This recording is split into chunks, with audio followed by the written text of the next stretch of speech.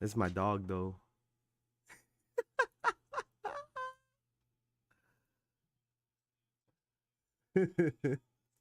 It's this. Oh, behave. Say hi, my bobs. Say hi to everybody. Say hi to everybody. Say hi to everybody. All right, come on. You want to go down? All right, come on. Go down. Go down. Go down. Oh, you did so good. You did so good, good boy. You did so good, good boy. Good boy. Good boy. Good boy. Okay, you want to go to you want to go to your mama? All right, come on, let's go. Come on, come on.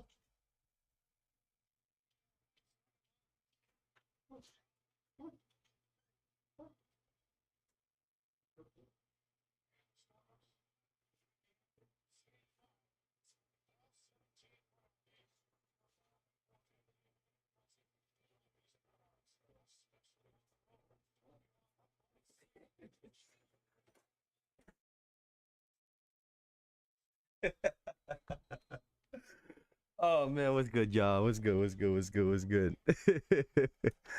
I felt like starting off with my dog today. I don't know why.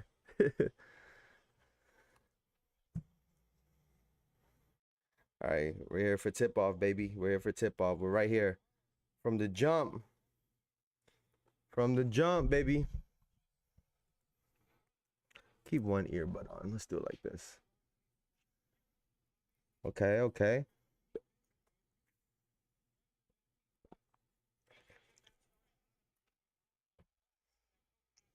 Whoa, whoa, whoa, whoa, whoa. Whoa, whoa. Y'all are coming in hot. Y'all are coming in hot. Y'all are coming in hot. Why is this where's the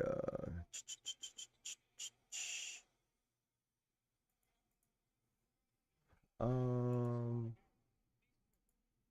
think it's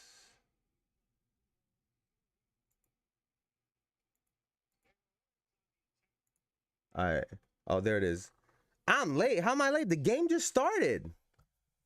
Hello, hello, hello, Bruce. Hello, hello. Pacers gonna be 2-0. You think so? This is gonna be a sweep if they're up 2-0. This is not even gonna be close. Sheesh. That's crazy. You think they're gonna go up 2-0? What's good? What's good? What's good? How y'all doing? How y'all doing? How y'all doing? Y'all saw my dog? I had my dog on my lap like Dr. Evil with the cat.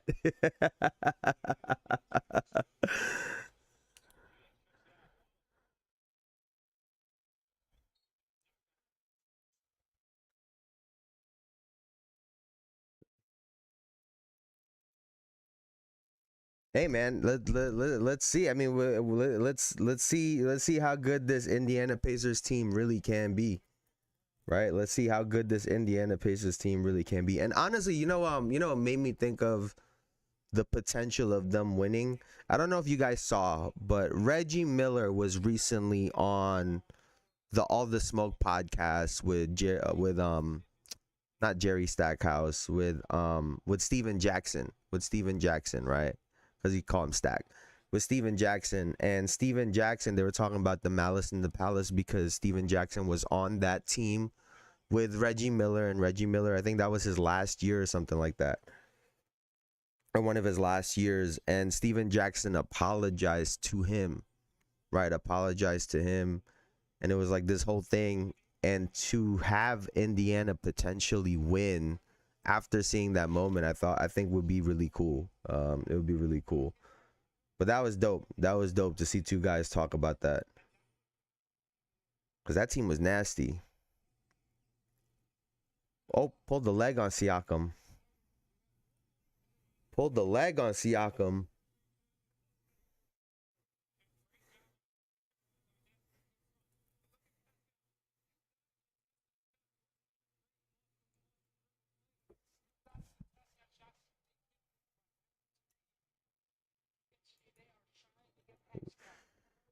How's everybody's weekend, man? How's everybody's weekend? How's everybody weekend, man? What you guys been up to, man?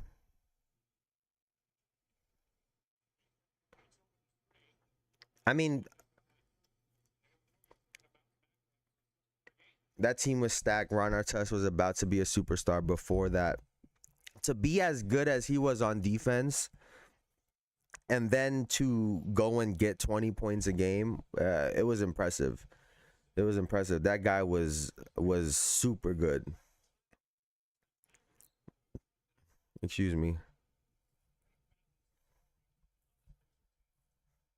You think so?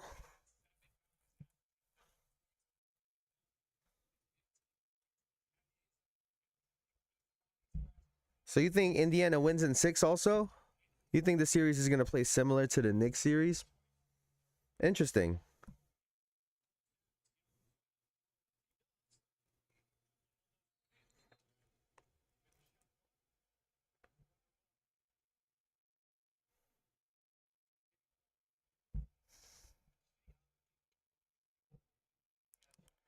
You know, I guess the thing about this finals is neither one of these teams, or honestly none of the 4 conference finals teams are established championship proven teams, right? So it really is, no matter, how much you think it goes one way or the other, right? Neither team is proven to the point where it's like whoa. He had 99 potential. He was gonna be Kawhi before David Stern euthanized him. That's one way to put it. Shit, man. Ron Artest was fucking good, and hey, got to LA and got the chip. Right? He was exactly what they needed. He was exactly what Kobe needed.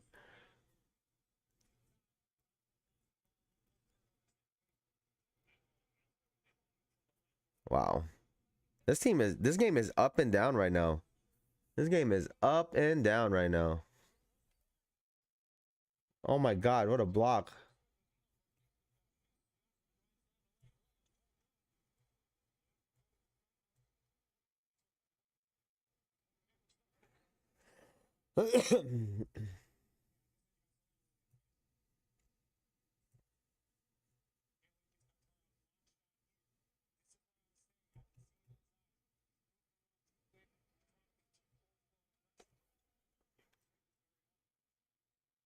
Great shot by Hallie right there. Oh, he just missed it.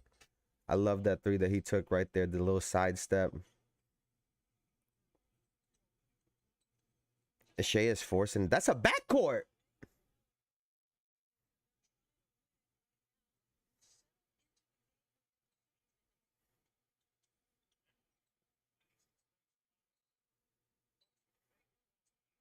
Oh my god. OKC look like they don't know what's going on. They have the lead, but they look confused. They look lost out there.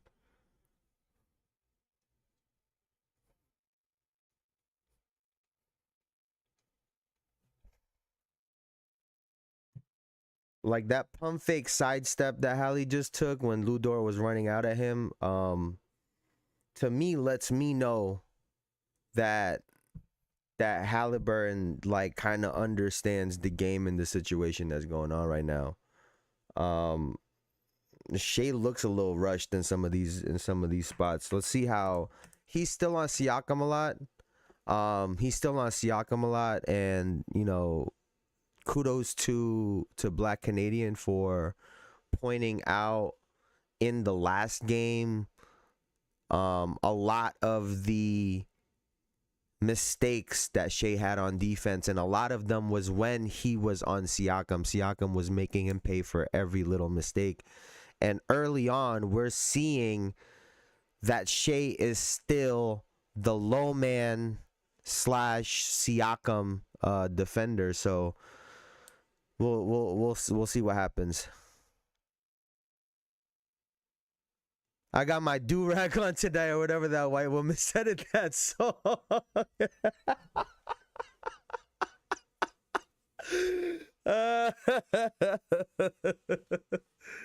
Oh man, is that the vibe? Is that the vibe? You got your do-rag on. I got my wife beater on. Is that the vibe tonight? I think that's just the vibe tonight. We just in chill mode right now. We chilling. We chilling, man. But the way this game is going, hey man, Bruce looking like a fucking prophet. You and Bruce and Black Canadian. The way this shit going right now, sheesh. This could get real ugly. This could get real ugly. Let's see. I'm about to say that was a long ass break.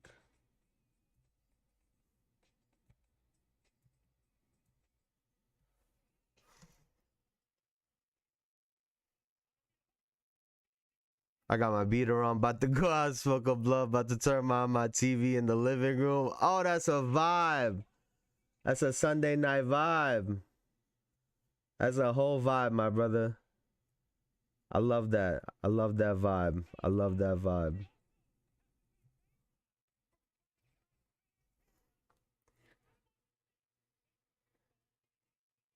Hey man, I really, truthfully, I just really want a good series. Like I really hope that the Oklahoma City Thunder have fight in them, because it's funny. It's the funny thing about the Thunder is I've been doubting them all playoffs long. I've been doubting them all playoffs long, and it's gonna take the NBA Finals for them to prove all of that doubt, right? Like, come on, like that can't be when you guys decide to do that. Like we can't do that. like I mean you've been with us this whole time too, Bruce. I've been doubting OKC this whole time. It wasn't until the finals where I'm like, all right, like they got this. They got this against this Indiana Pacers team, and they making me look stupid if I'm being honest. Like the whole playoffs, they just been, and then all of a sudden, man, like they look lost out there.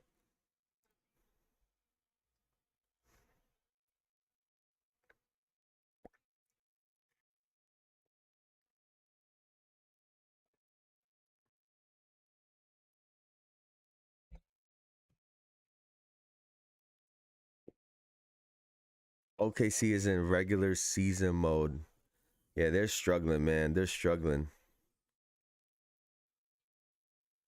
And they gave him that call. Shit.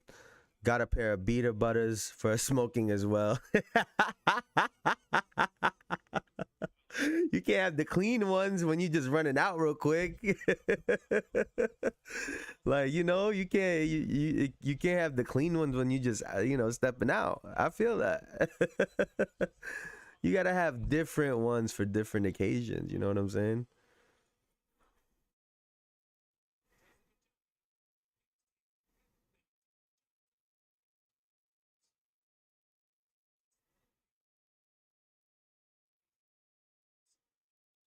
And you're missing free throws already, Shay? Come on, bro. Come on, bro.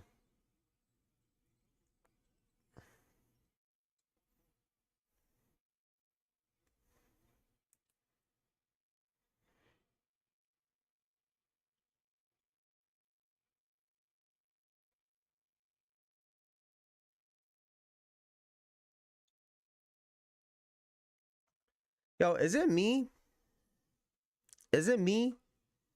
Or like I hate it when bigs come all the way up on some of these pick and rolls.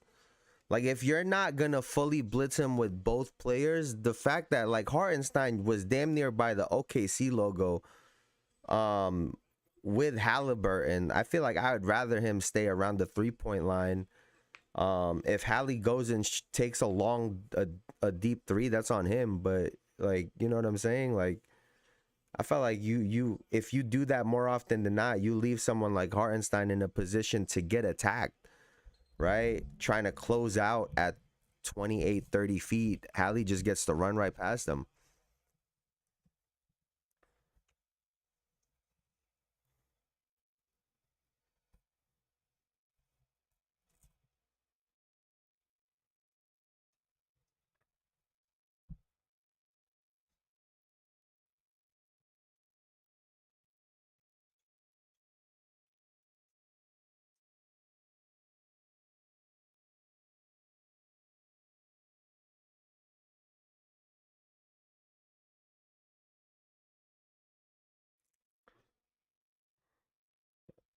Shea just cut from the top of the key to the free throw line, got a pass and kicked it left corner. That's a long three.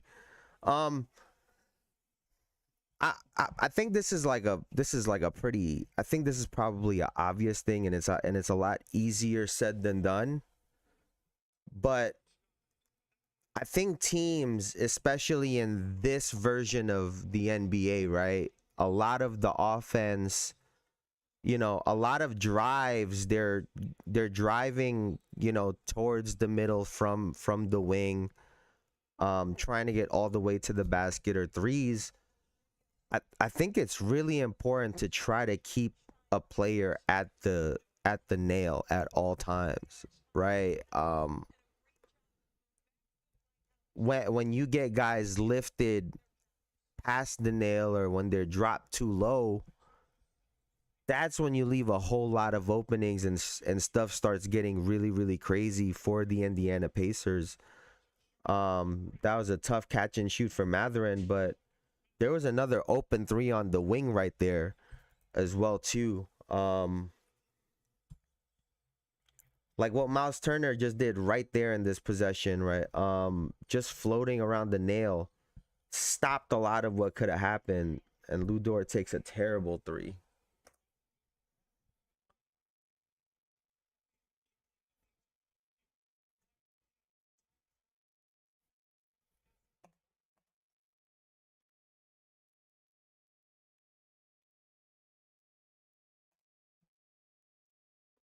Caruso pushing the ball, called out of bounds.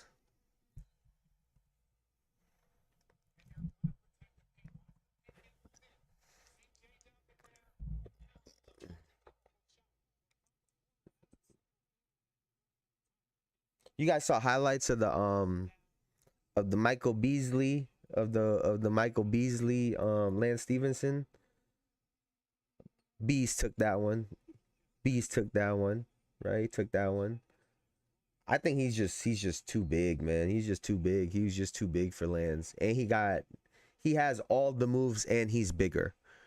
It's just like not a good combination. Right? I always said, and this is like a oversimplification of things, but if you take two players that do pretty much the same thing or can do very similar things, 9 times out of 10 you take the taller player. If one is 6'4", 6'5", the other one is 6'8", 6'9", 9 times out of 10 you take that 6'9" player, because the size is something that you could do things to neutralize it, but at the end of the day, right, size kind of reigns king, right? Your ability to get certain shots off, and whatnot is just it's just much easier when you have a height advantage. It doesn't matter. Beasley underachieved trying to do what Black Canadian wants to do tonight. I think some people just aren't built for it. Right? I think some guys, they're just not built for it. Whether it's their personality for the NBA life, right? Sometimes that sometimes that enables some bad habits, right? Which enables some bad choices. Other times he was just so talented enough to get to the rim. What a good block by Chet right there. And he was talented enough to get to the NBA, but at the core of Michael Beasley, he's a one-on-one guy. Like, that's what he do. So I think that's just what he does really well. And he was good enough at basketball. But when it comes to the highest level where everyone can do that, right? Like, when it comes to the NBA, pretty much everyone can do what Michael Beasley's doing, right? No disrespect to Beasley. Obviously, he does it at a really high level, but everyone can do that one-on-one shit in the NBA to an extent. And when you start adding all the other stuff that you have to be good at, I just think Beasley couldn't be good at that. Just is what it is. That was a really long-winded Michael Beasley talk. Dude like me would play one-on-one with a blunt spark. I'm not gonna lie, I've done that too many times while wearing Timbs. I lose one game and I'm already battling in game 2. No urgency with the Thunder. Chet is overwhelmed. Chet is played out low-key. He just hanging on. Anyone can be Michael Jordan. That would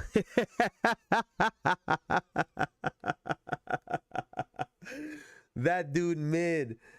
Yeah, the Thunder look spooked, man. The Thunder look spooked right now.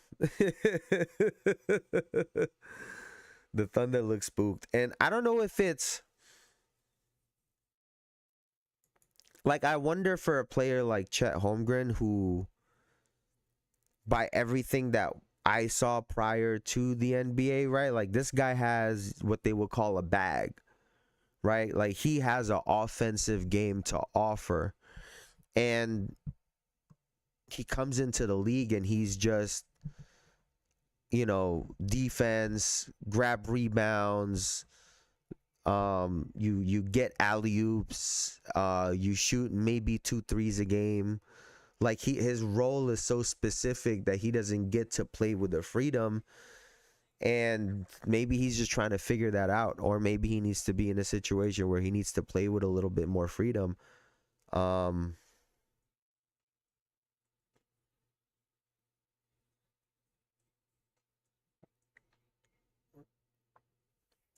Chet looked more confident in the commercial with Shea. But like, I think but that's why I like having some of these conversations, right? Because like, yeah, like, that's funny, but there is something to that, right? Like, unfortunately, some guys need to be in a certain situation, or some guys need to be in just something different, or you need to speak to them a certain way. Whatever the case might be, everyone is different. And maybe Chet's just losing confidence in the way that he's being played, right?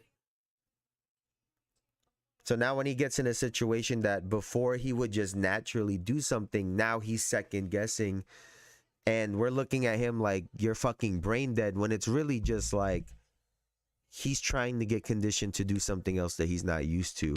And when he gets in situations where he used to be comfortable and now he's overthinking it.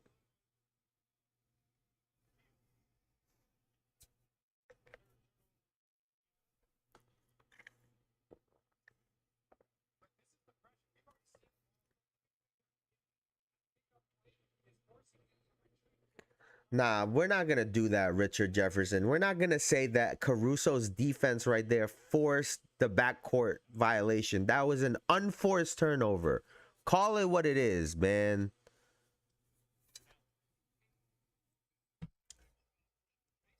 Somebody got to say bonjour to Lou. Who that? Who that? Woo!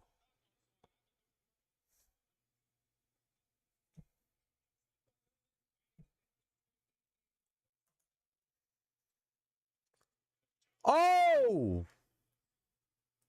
You saw that reverse by Joe? Woo!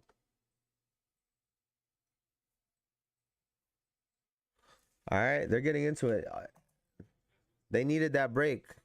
Both teams needed that break. Ludor Quebec has. Hey, speaking of Chet, look at that. He did a little sidestep. Hey, tray ball.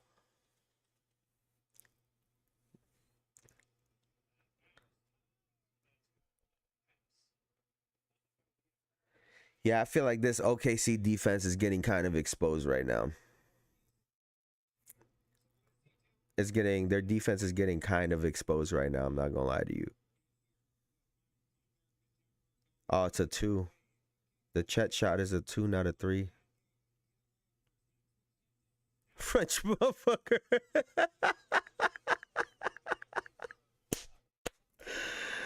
Oh shit.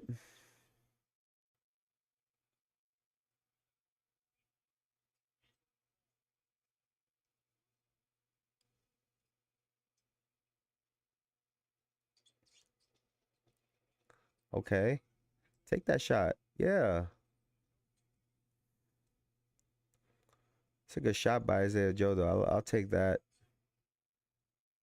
He's cutting right there. Oh, this is some. They are. Both teams are just running right now. Both teams are literally just running and gunning right now. There is no like there's not much thought to what's going on right now. Indiana's play. They just run around like Russ. Yeah, I mean, both teams are just running up, like they're just running with no thought. No one's trying to get no one's trying to get anything going. No one's trying to set anything up. They're dead ass just running right now. Let's take a look at what the thing looks like actually. I'm curious.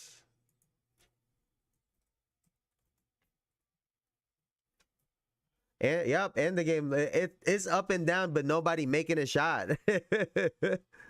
Those are some big shots by Chet. I'm not gonna lie. Those last two shots are big. Those 5 points. That's a big 5 from Chet.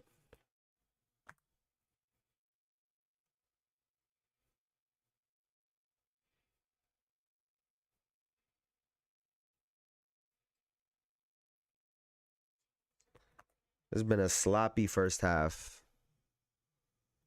Yeah, both teams. Oh, actually, but OKC has a bunch of turnovers. Oof. All right, so both teams have 3 turnovers each. OKC has 4 personal fouls to Indiana.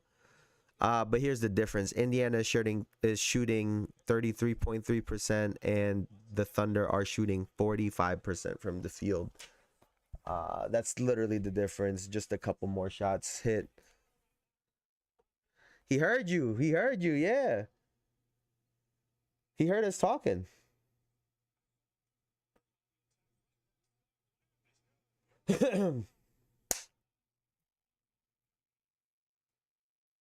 This is like what I pictured out of Chet Holmgren. Like this is literally what I pictured. Oh, he doesn't even shoot it in time. Like the way I and maybe this is just I'm just stupid. But when they got Chet Holmgren, I get that Jalen Williams is an all-star and I get all of that. I thought the idea was for Chet to be the second option on the team. At his height, with his offense and his skill, he's super skilled at his size. Plus the defense, like I thought it was easy. And then, you know, J-Dub, who could isolate, he could shoot, catch and shoot. Like he can create offense out of nothing. But you know, Chet, for them to try to consistently keep him involved in the offense, I thought that was a no-brainer, but they kind of went the other way, and he's kind of just one of the role players while Shea and Jalen Williams handle a bulk of the offense and the playmaking. And we just saw on what is that, three straight possessions what Chet Holmgren can do at his position, right? Like he can hit shots. If guys come out and run at him, he can put the ball on the floor. Like, thought this was easy. His spin jump shot, by the way, too. I've the few times he does use it, it looks really good. His over the right shoulder when he's driving right and he spins over his right shoulder into a turnaround fadeaway. I think that shot of his is real good. But you know, he can't utilize it if you're forcing him to just do a certain amount of things. But hey, man, what do I know?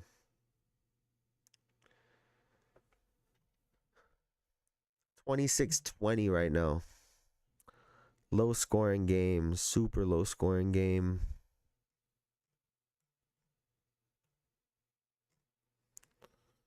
outside of the Chet run right there for 9 points, this would be they would have 17 points right now if it wasn't for Chet's little run there at the end and the crazy ass Isaiah Joe layup. Yo, that's crazy.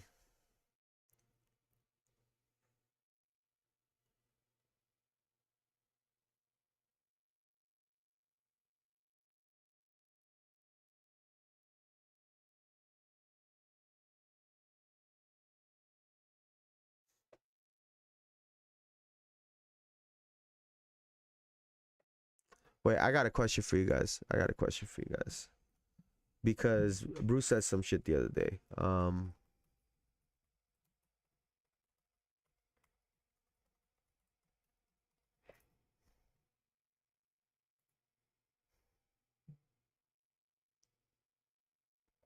Look, I don't know if you remember the other day, Bruce. But and you ended up being right. Which is what makes this even better.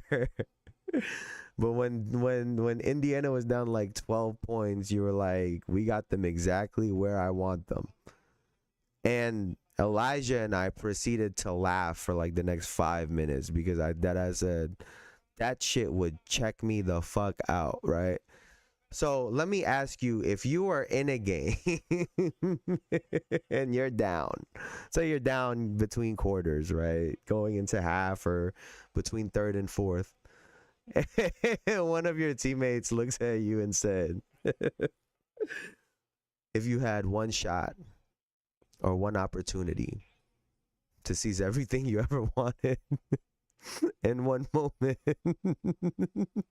would you capture it or just let it slip?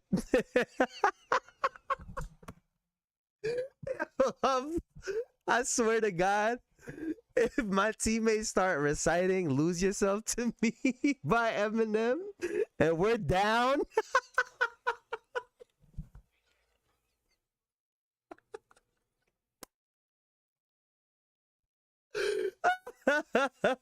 yo, imagine that, like, it's between the third and the fourth quarter, right? Like y'all down 10, y'all down 12 or whatever. Your teammate just lean over, start reciting the beginning part of "Lose Yourself." You're gonna lose it.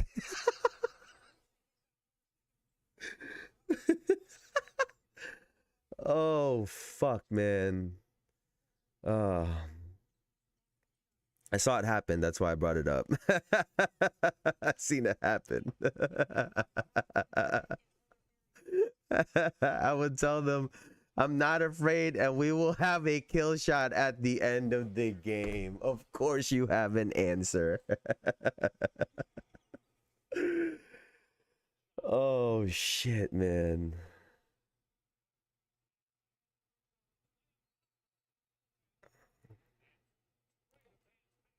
Yo.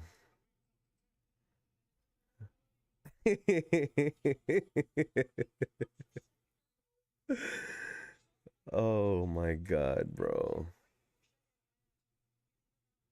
List of checkout shit that teammates could say to you during a game.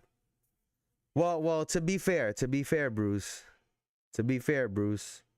You weren't with them saying that. We don't know if that could have checked them out of the game if you were there and said it to them. You said it to us.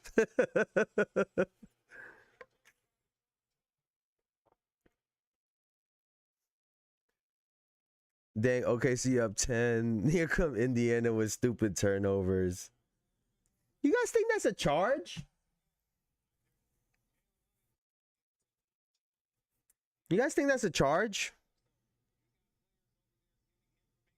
That Nemhart Caruso play right there. You think that's a charge? He like leaning in with his chest. He's like, You give him the on the end. I don't know. I feel like that's a no call. I feel like they gotta utilize the no call nowadays, bro. I really feel like referees gotta utilize the no call a lot better. That'll I think I think that'll alleviate some of the annoying shit that comes with some of these calls. Who the fuck does Caruso think he is? He didn't move, and Caruso isn't moving enough laterally. I mean, I can see it. I could see that.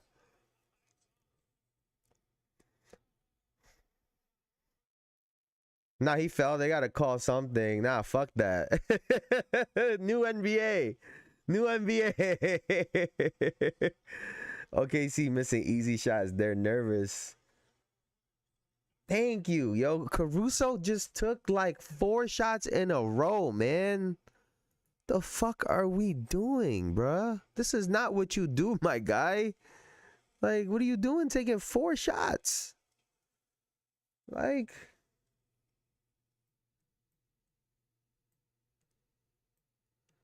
I mean, that's what they've been doing. They've been the most dominant second half team in all of the playoffs. Like for the Knicks, it was really like one player. But the Pacers have just been dominant in second half, super dominant in second half.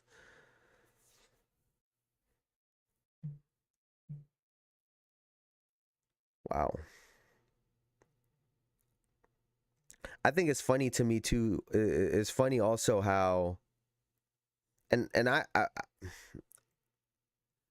I get this whole Oklahoma City have a deep team and they got a deep roster and they got players and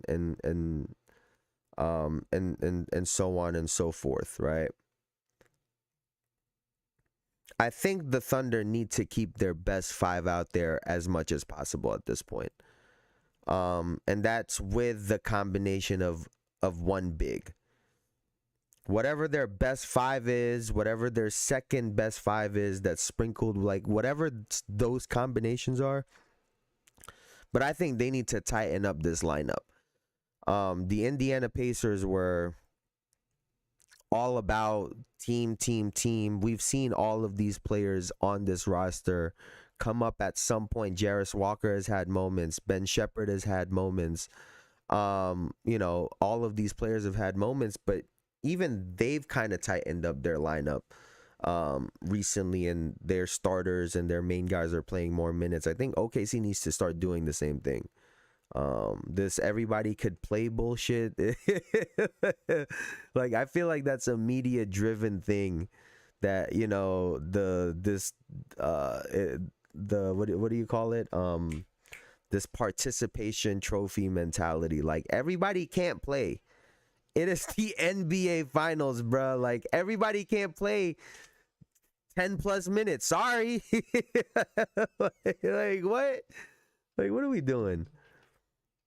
The Pacers by any means will score 110. If your job to stop them, they don't care what they have in the first half. Pacers playing the long game or rope-a-dope. I think they just adjust. I think the Pacers literally just adjust. You know, we got to give a lot of credit to Rick Carlisle of, you know, noticing some of these subtle differences. If we look in the first half of last game, how many offensive rebounds did Siakam get? And, you know, he got 1 offensive rebound in the first half versus 3 in the second half, and 2 of them were massive. You know, I wonder if little things like that are little things that coaches notice, or if that's just a player thing.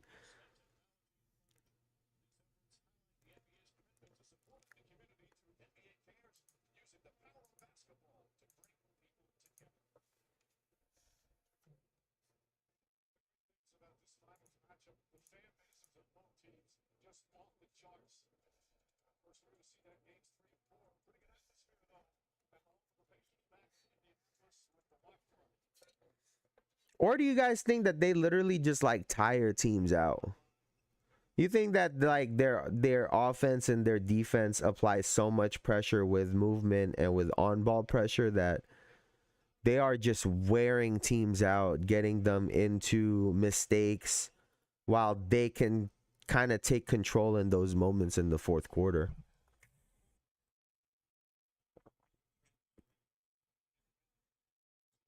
There, oh my God, what a block by Siakam. Let's see if Jalen Williams keeps attacking. What a block by Siakam.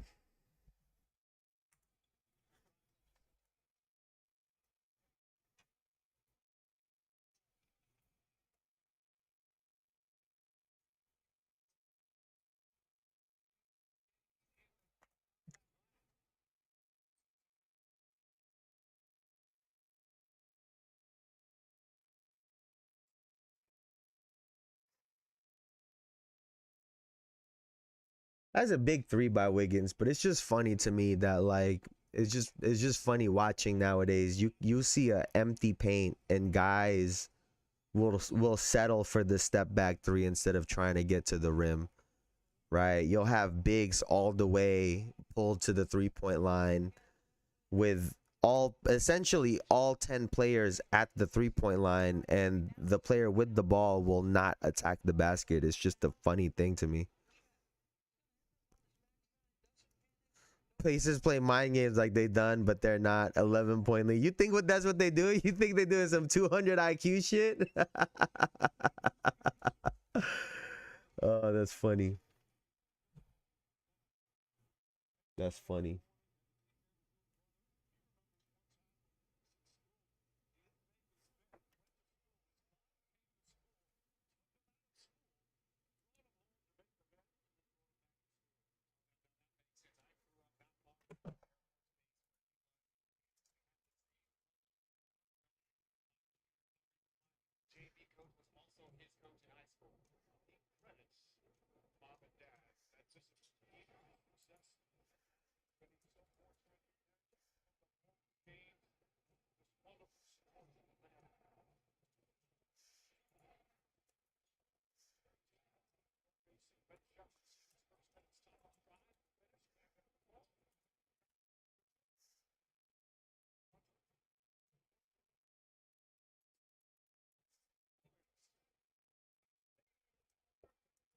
Nice.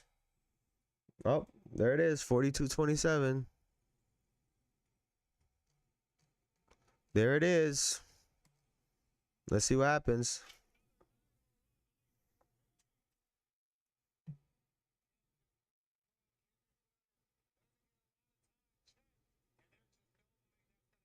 I mean, I will say, Pacers got the Thunder exactly what they want them. You can't reuse the line.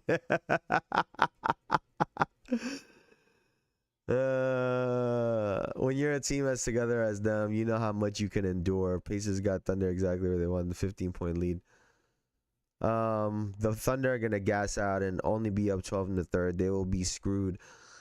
I will say though, something that's kind of going for them right now, I think, is wait, what the fuck? What happened to this?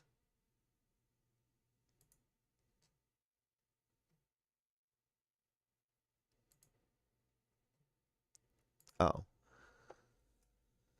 The thing about this game in particular right now, Shea has only played 12 minutes so far. He's only taken 5 shots for 6 points.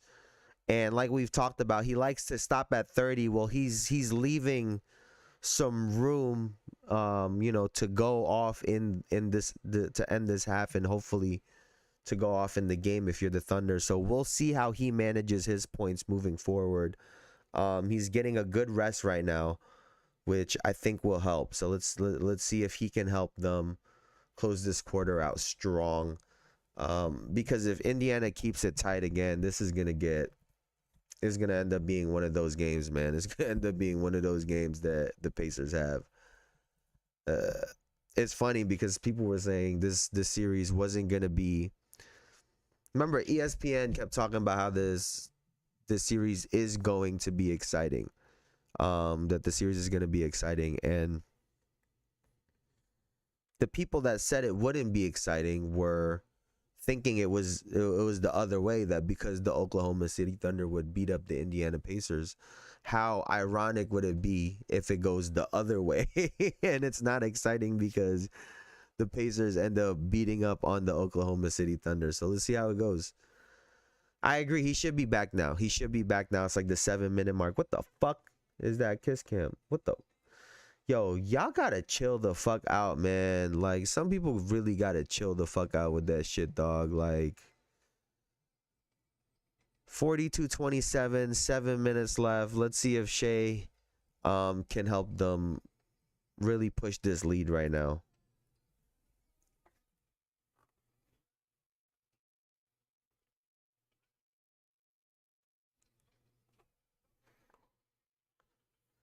That's how exactly how it went for my Raptors in 2019. What you mean?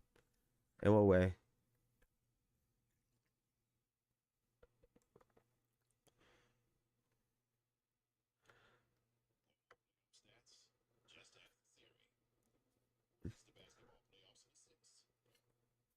Dude said Warriors in 5 and 6 with or without KD. But like it, but to be fair though, nobody said without KD or Klay Thompson, or I'm not or and Klay Thompson. Um,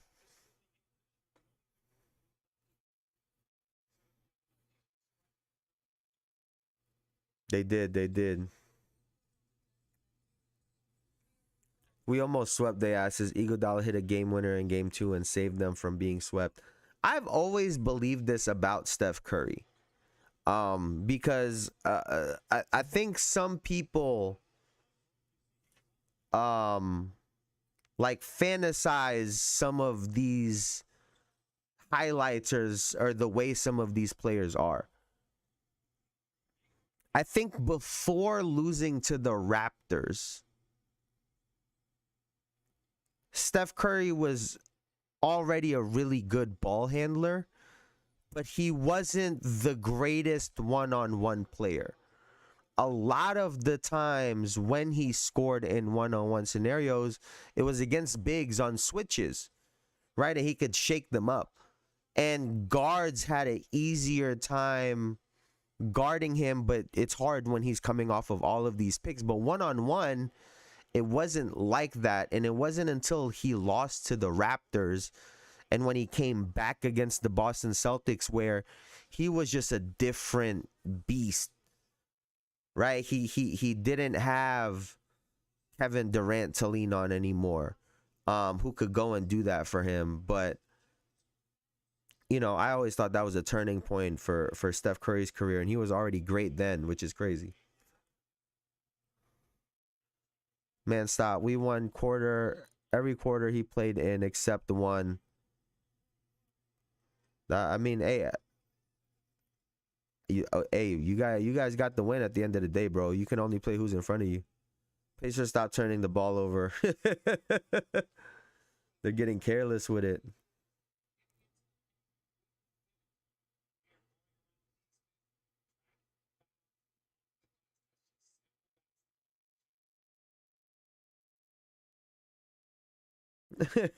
Halliburton, wake up. He's always, I swear he's always liable for these like super quiet games. It's so odd. He has like one of them every series, man. Just a really quiet game.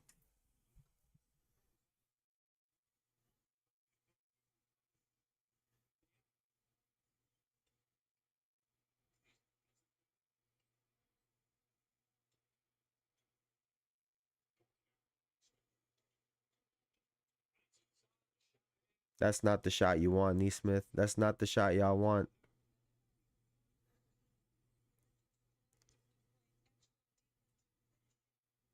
This is the defense people thought we were going to see. Oh my God, that's tough.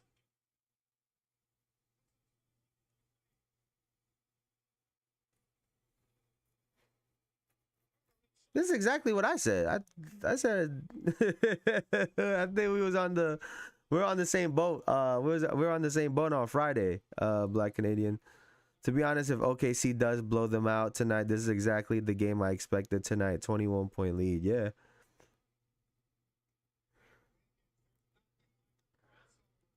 I think this makes game 3 very interesting. This makes game 3 very interesting if they do blow them out. I think if this continues to be a blowout for the night, I think game 3 is going to be an absolute fight. Wow. It's too easy right now.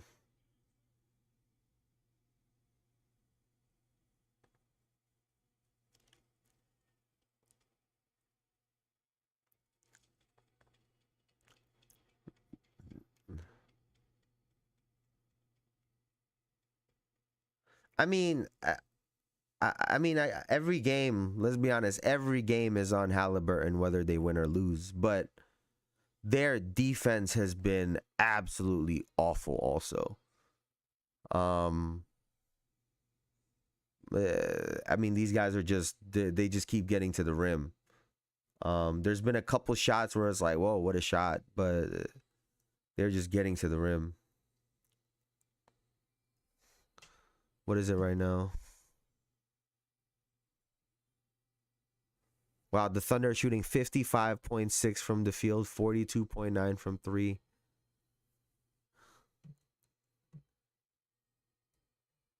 It's got to be turned up in that arena right now. They got to be going crazy.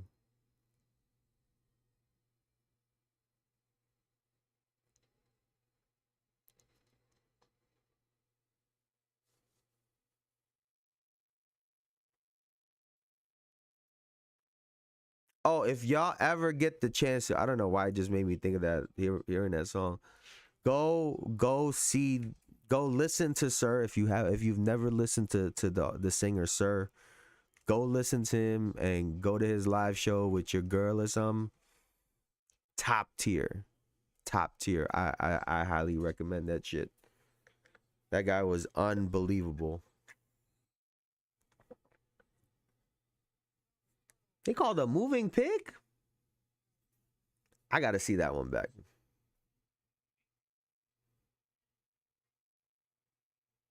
Tale of turnovers again.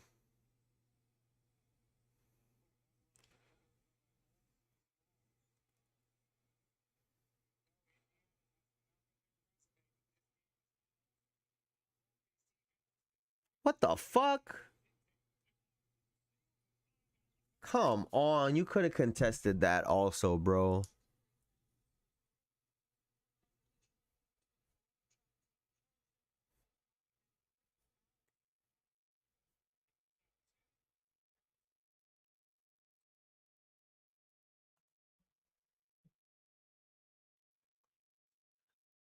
I mean, they're still 357, so they definitely have a chance.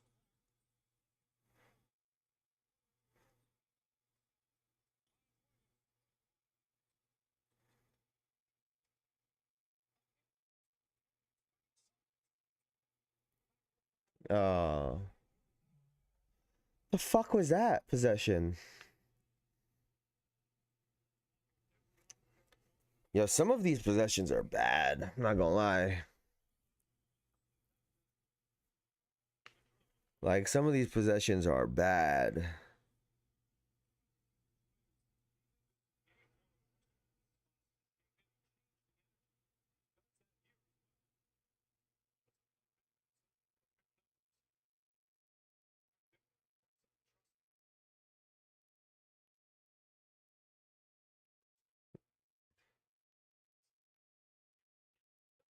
Bruh, what a move by Siakam. No dribble. No dribble. Just jabs him. Just jabs him. What a move by Siakam, bro. No dribble, knows that Chet's gonna be there to help out, and says, I need to move him just a little bit to the right. Get to the spot. He knows the steps it takes. That's just beautiful, man. Beautiful.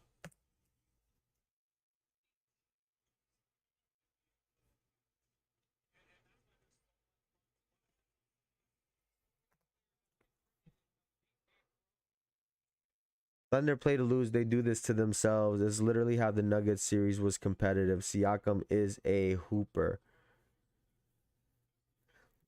Yeah, like they gotta. Uh, it's almost as if like Black Canadian, and you guys correct me if I'm wrong. Sometimes it almost feels like, how we've talked about Shai Gilgeous-Alexander, like for whatever reason stops at 30, right? If he has 28 at the end of three quarters, which is what I think he had at the end of the last game, you're not looking at it like, oh shit, he's about to have 45, 50. Like, he's going to be at like 35, 38 at most, right? If he has 20, 30 at the half, you're not looking at the game like he's about to have 60. You're like, maybe he gets to 40. And this Thunder team, when you are up, get a 40-point lead, get a 50-point lead. Like, why stop? Like, why stop what you guys were doing? And that's one of those things that you got to be able to answer as a coach, right? You could do all the basketball, you could do all of that shit, but those are the questions you got to be able to answer as a head coach. And we'll see if they could answer that. It's just fascinating to me.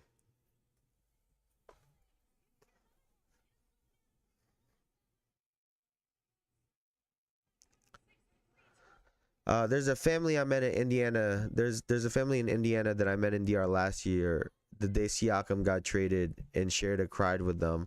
I told them that he was going to bring them to the finals run at least one, 6-0 runs, pacer right back in this. The problem is that they don't stop. Their shots just stop falling.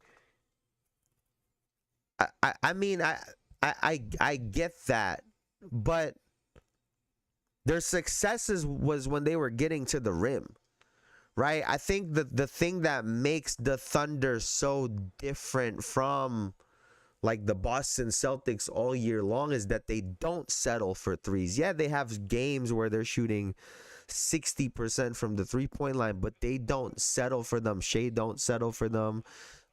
J-Dub don't settle for them. They're a team that typically doesn't settle for them. And just how many threes did they just take in a row right there and missed all of them, right? They fall into this trap. And there you go. As soon as Shai gets to the basket, what do you know? He scores, right?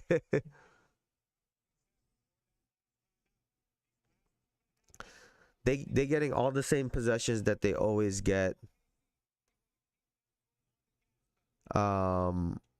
They just missing because they not understanding the moment of a possession. I would love to meet that family again. The problem is that they want to, though. That they want to get to the rim.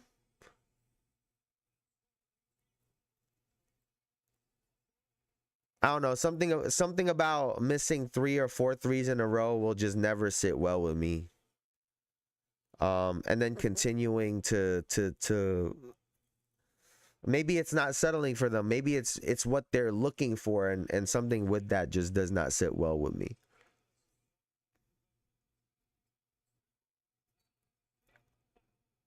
Because I always say, right,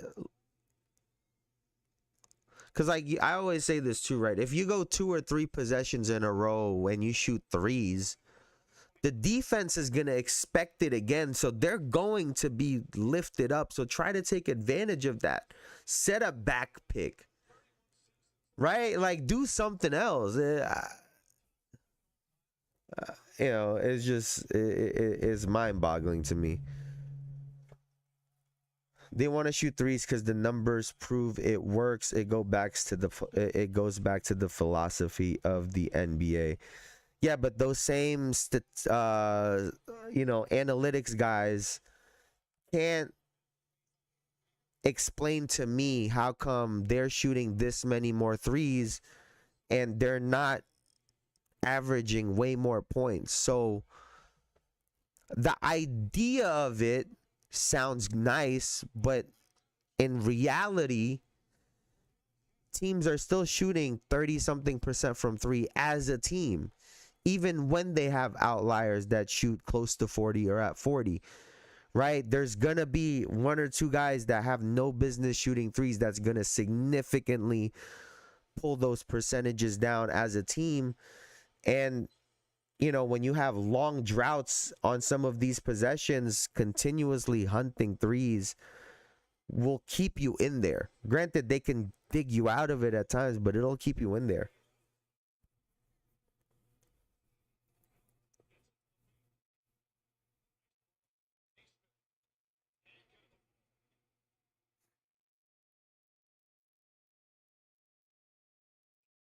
All the way.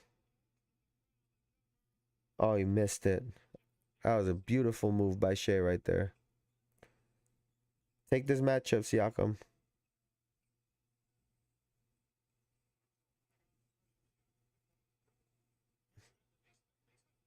Oh, shit.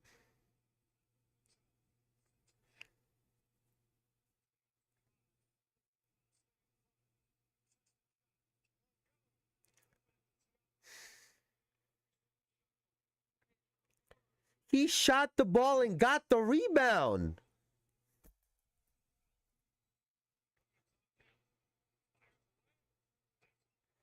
And he gets another one. Bro. Everyone's getting benched. Everyone is getting benched. Everyone's getting benched. And your family's getting sent home. Bruh. I look at getting to the basketball like running my ball in football. When you up, you run more. When you down, you pass more. And just like OKC said, my turn.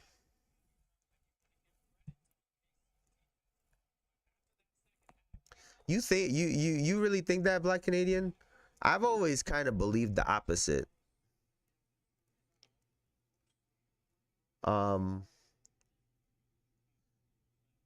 I've always believed in doing whatever it takes to keep a run going. Right? So if you hit 2 or 3 threes in a row, you could, you know, put up another 3 and get to 9 points, right? Or you could try to get a layup, right?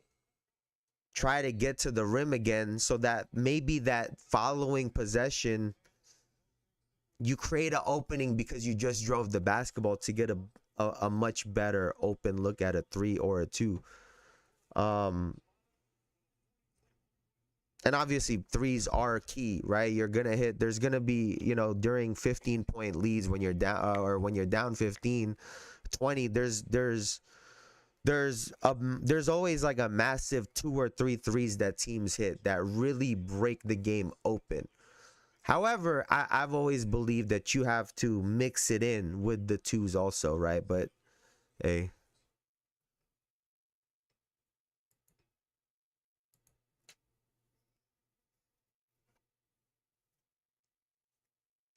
Why would you shoot bombs when you're up 10? You take what you can get, yes, but the objective is to run more time. Work the offense because the other team is really only playing against time if you simplify it. Taking the first good shot up 10 doesn't always make sense. I agree. And I think, honestly, like the oversimplification of the game, I think it takes away the players on the floor having to consistently read and react to what's going on. Meaning, all right, we got the ball to our best big however many possessions in a row, which means if we put someone here, that guy's going to overhelp at the nail. Maybe we could set a back pick for him to get downhill. He could back cut. You could refill that spot. Like, teams don't think like that anymore, it feels like. At least not most teams do. Right? If it's when you're just looking at shoot a bunch of threes or try to get to the rim, someone doesn't have that bright idea that says, oh shit, when we drive, they're only trying to stop us from the rim. Let me stop early and get a mid-range so that the next possession down, when I hesitate, they'll freeze, then I can get to the rim and get a layup. Like, it takes away that mental part of the game, I think, at least, right? Because before each thing was so, every little detail was so important before. Each possession just felt like it meant so much.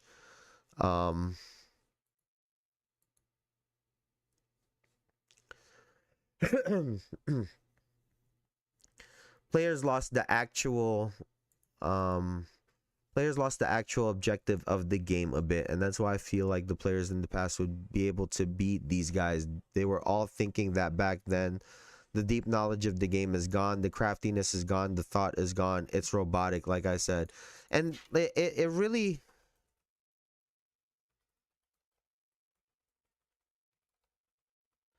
to me, it's something like this, right? And we'll watch this together because, you know, rest in peace, Kobe Bryant. But this, I think, shows you the way he thought, and he learned it from Phil Jackson and Michael Jordan, and the way other players thought back in the day. And obviously I don't think every player was like this, but it was a lot more common because guys were not as skilled as they are today. Guys weren't so skilled to the point where they could bail out their shit plays because they could hit a step back from 40 feet, right? Guys didn't have that ability. So they're allowed to have this more room to make errors. But let's take a look at this. This was his advice to Jason Tatum. Good in isolation. I'm really good at creating opportunities. But where I could get better is the opportunities to catch and shoot. I'm popping out to catch, right? I'm catching, I'm looking to attack off the catch. I think I can do a better job of sliding away quicker and right into a shot. All right, so if I'm moving faster here, I slide into this little pocket area. Move, don't look to catch the ball here. Curl off, slide right into this pocket area, just underneath Baines. That should be a good catch and shoot opportunity, right? Because if you see Nance is playing off, right? He's protecting against penetration.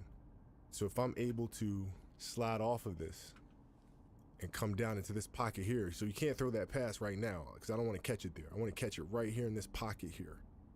Right, so I'm hiding behind Baines, so my man can't get to me. He's got a bad angle to get to me, right? So that frees me up for a second to be able to shoot that jump shot. So I curl around that, slide into this pocket, and that should be a jump shot because Nance is not playing me to catch and shoot. He's playing me to drive, right? He's cushioning. So I got to get into that pocket and look for that jump shot.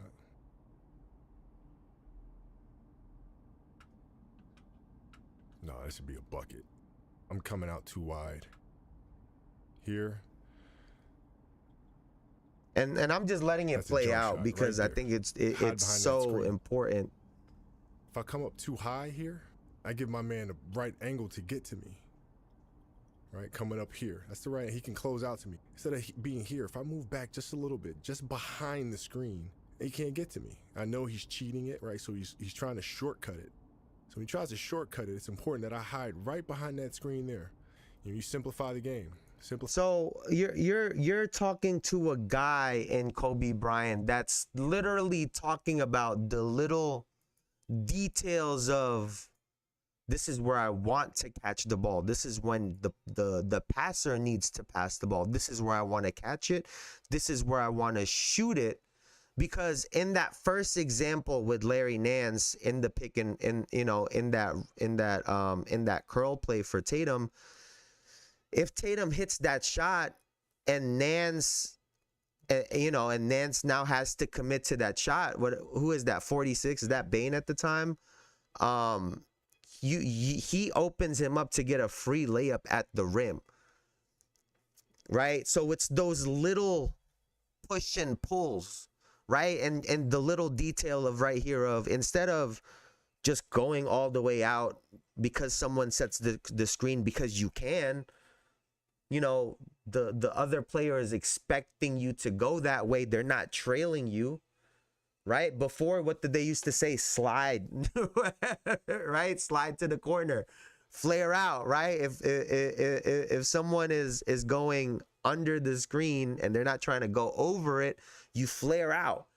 But Kobe is taking it a step further to say you don't have to do all of that. You could just try to step behind the picker and you have an extra second to get a shot off. And I think that's what's lost in the game. See, this is crazy. This tough. I was taught when I was this stuff I was taught when I was 10 years. Swear to God. I'm showing my kids this, and the open shots they see that they can get off. Just the simple, deliberate footwork is crazy. Oh, 100%, 100%. You don't need to do all of this extra shit to to get a shot off. But let me be right back. Just hold that thought. Let me go use the bathroom real quick. I'll be right back, y'all.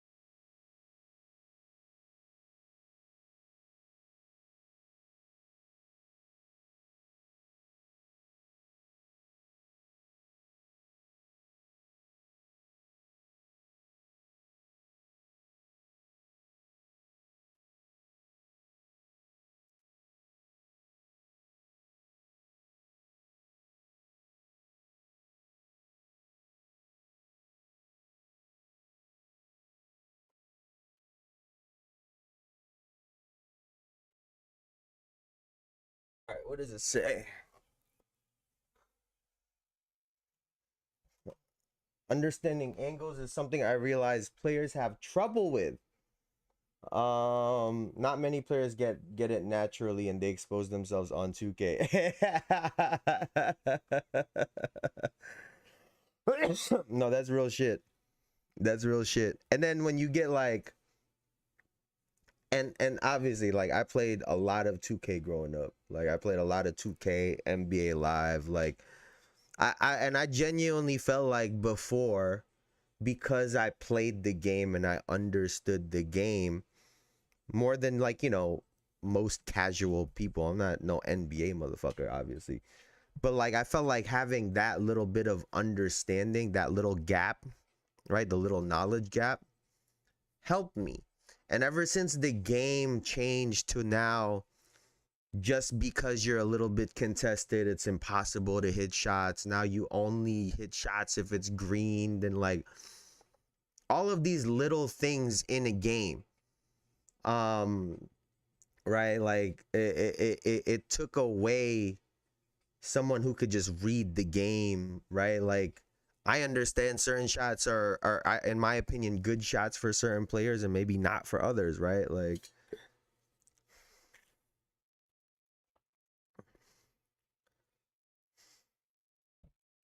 yeah, I think they've oversimplified the game. I was reading, I was not reading, I was watching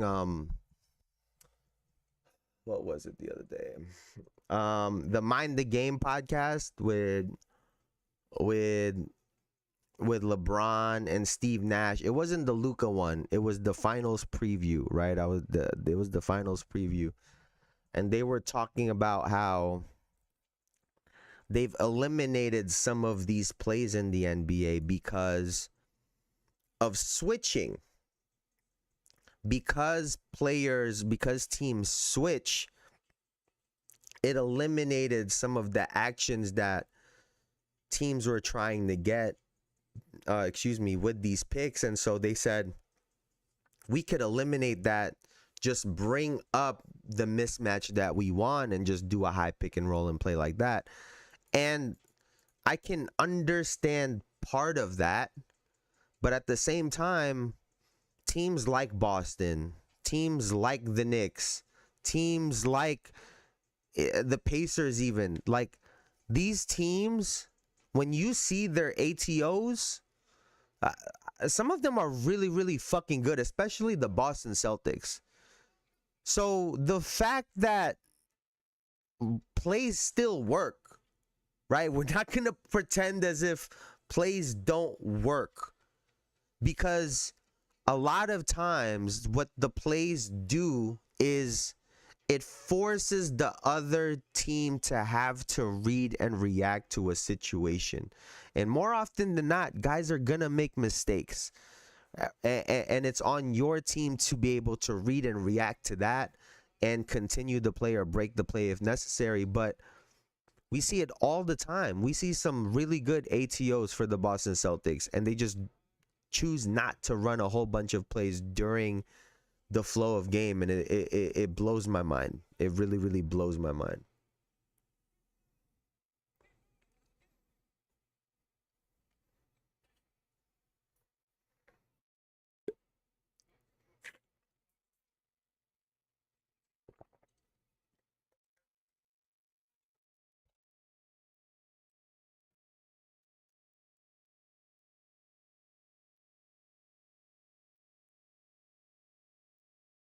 $59-41.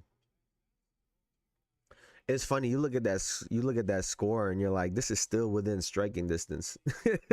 Like that's crazy to think, man. That's crazy to think.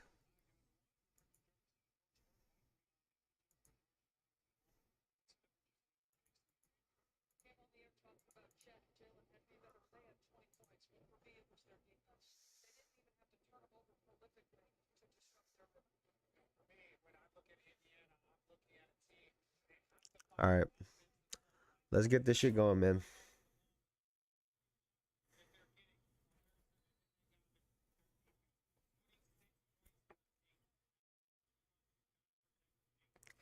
Siakam bringing the ball up in this first possession. J-Dub is guarding him.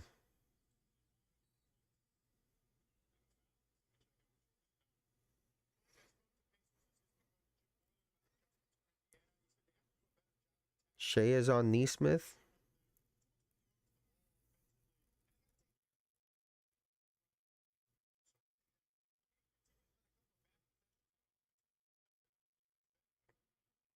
Hmm. It's interesting right now.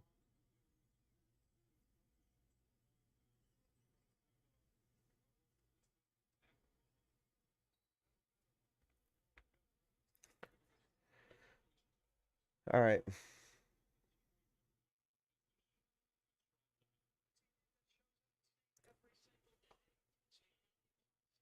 They playing bad because I'm watching in the living room. Fuck. J Dub is food. Like, these guys are supposed to be a whole bunch of defenders, man.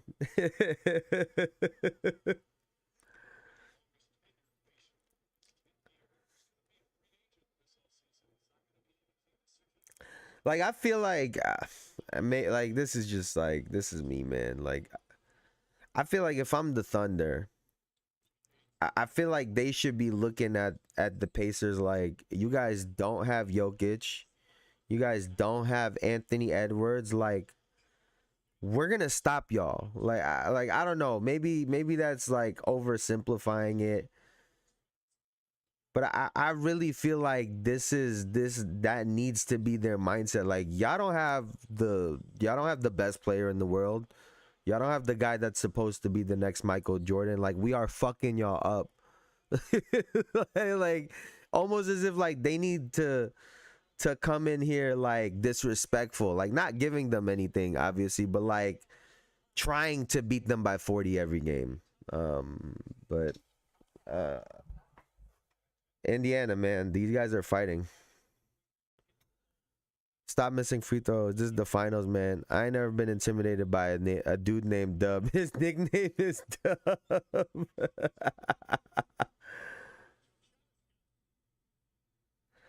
I wonder what they call him.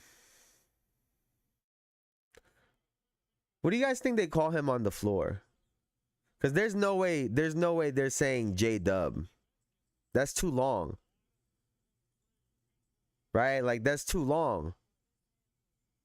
Like, everybody else is real easy. Shay, Chet, Lou. Like, everybody else is mad easy. AC, right? For Caruso. Like, what do you call J Dub? Like, what do you call Jalen Williams?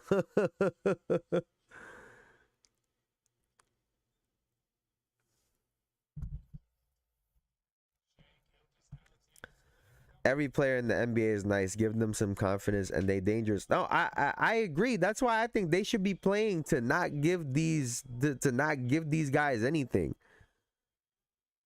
Like we dog. Like, you not Jokic or Anthony Edwards. That's how I feel like they should be trying to, the message that they should be trying to send when they play these games. They call him Willie. Please no. Please no.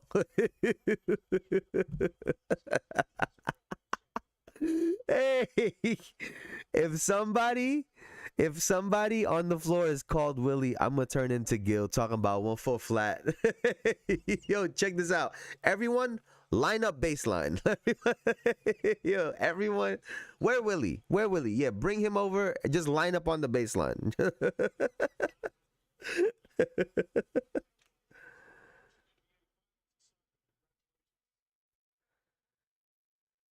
Not PJ Tucker is not nice. Stop it.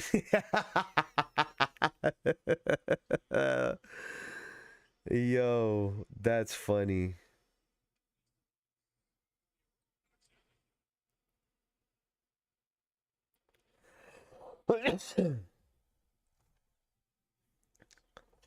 What about Willie Cauley Stein?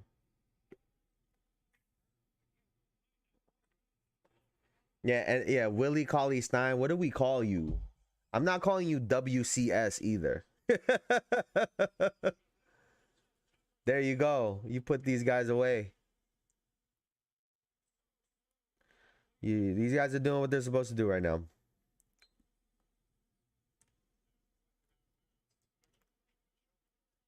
The 2 is never gonna be good. He was doomed from the start.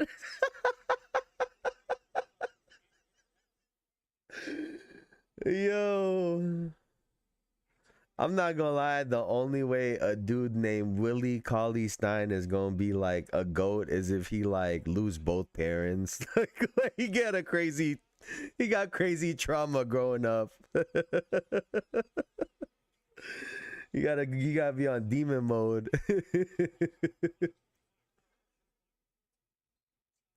Yeah, he was not passing that shit up.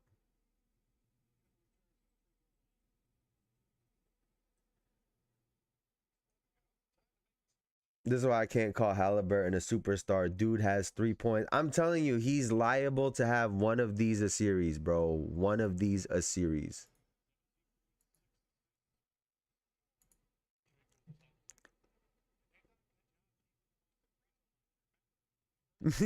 He's still getting flamed. I'm weak.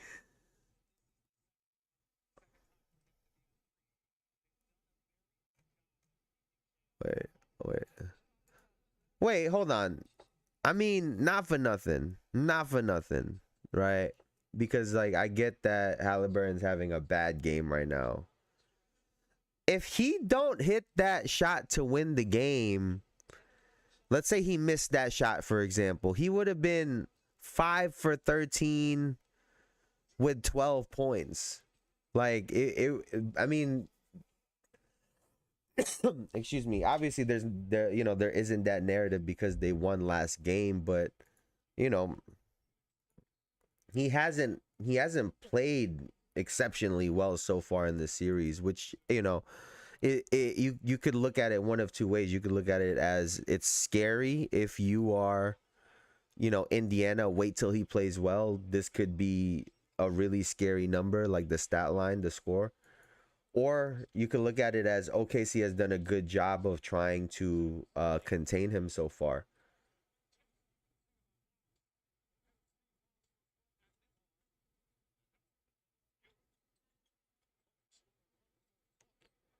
Paxson hit a shot, Fisher hit a shot, Kerr hit a shot. That's nothing. Yeah, but that's what I'm saying. Like no one will call last game a bad game for Halliburton, but it was.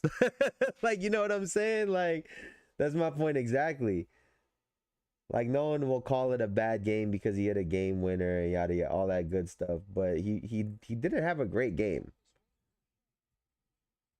And not he wasn't the reason they came back either. Like, he wasn't the guy leading the charge, hitting all of those shots. He had a hand in it, but he wasn't the guy. So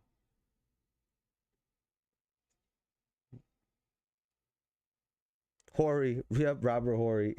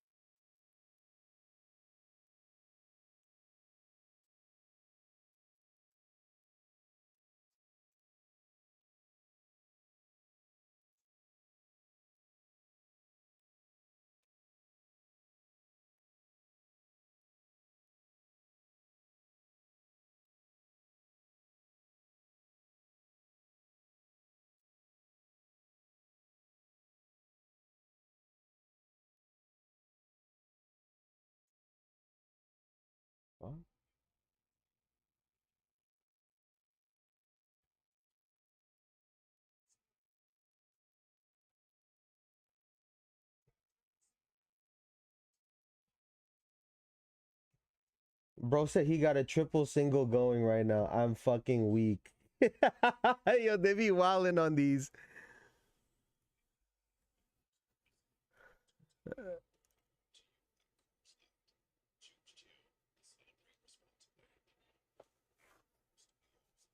If he just got a PG, he played fine. I think he's a star, not super. Superstars for MVP vote getters only, in my opinion. Halliburton has to be better. Playing like Greek yogurt is not gonna do it. Greek yogurt kind of fire. Sometimes though. Halliburton fire sometimes.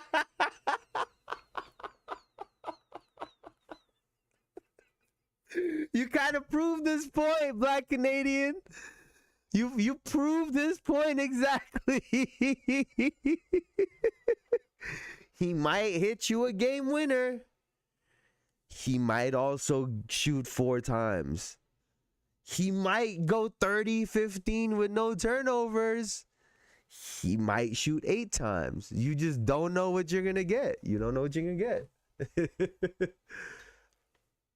But I agree. I think superstars are for MVP caliber players. I'll add one other thing to that, which is I think there are superstar personalities in the NBA. I think there are, and maybe superstar isn't the right word for some of those guys yet, but there are guys in the NBA who are extremely popular. And it's why they're looked at the way that they are sometimes. We're talking players like a John Morant, right? Players like a LaMelo Ball, right? Players like that are, they could be on track to be superstars because they are extremely popular despite being in smaller markets. But I still don't think they deserve the tag. Like even like Steph Curry and LeBron aren't MVP candidates. I guess maybe LeBron was this year, but those guys aren't MVP candidates anymore. KD, but they're still looked at as superstars. You know what I'm saying? So, question: once you're a superstar, can you be looked at as not a superstar anymore? I'm talking about LeBron, Steph, KD, right? I mean, I guess actually you can, because I just proved myself wrong just that fast with Russell Westbrook, James Harden, with those type of guys, right? They're not looked at as, maybe some people look at James Harden like a superstar still, but I think most people wouldn't consider him a superstar right now. And Russ is coming off the bench. People are definitely not calling the Russell Westbrook a superstar right now. So I guess you can get knocked down from it. Maybe LeBron and Steph are exceptions to that because they're faces of the league, right? They're the head honchos of the league. Those two, kind of Kevin Durant also. So maybe that's why they maintain their status, but everyone else,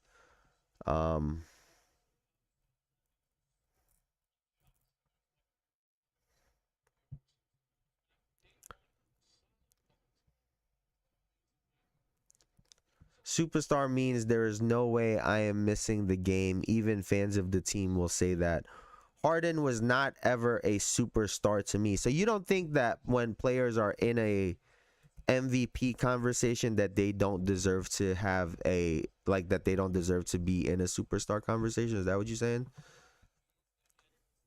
Whether they win it or if they're just in the convo, you don't think guys deserve to? Maybe there's certain years, right? Maybe there's certain stretches where guys were on a superstar level, right? What do you think?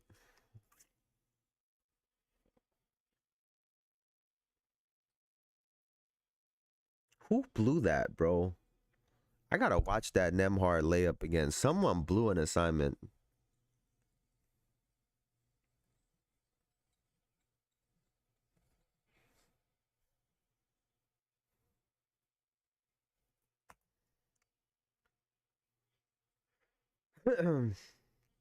Superstars mean there's no way we losing this game in the playoffs.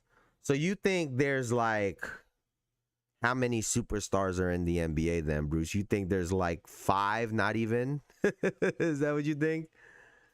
Like realistically, not even 5 probably?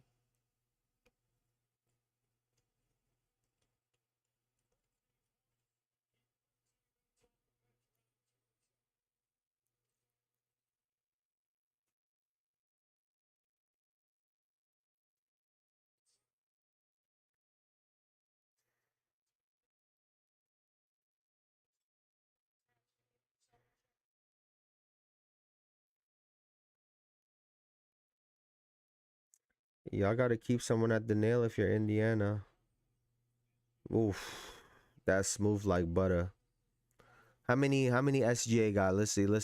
What's his counter at? What's his counter at? How many he got? Keep going to the other game.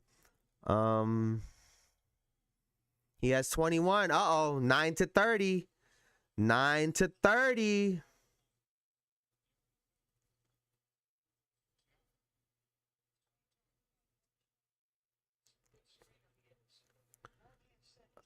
Curry, James, Jokic, Durant, Giannis, they all lost in the playoffs though, Bruce. But like every single one of those players you name. I guess maybe Curry missed games because he was hurt. Yeah, Durant didn't even make it in. Everyone else lost in the playoffs though.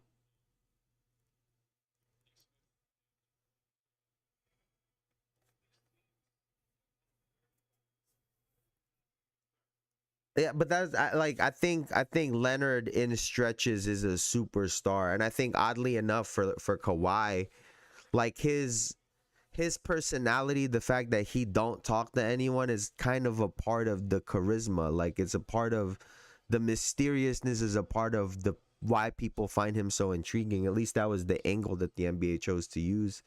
They kind of do the same thing with Jokic, and it's kind of worked. If we're being honest, but I think Leonard similar had stretches of being a real superstar.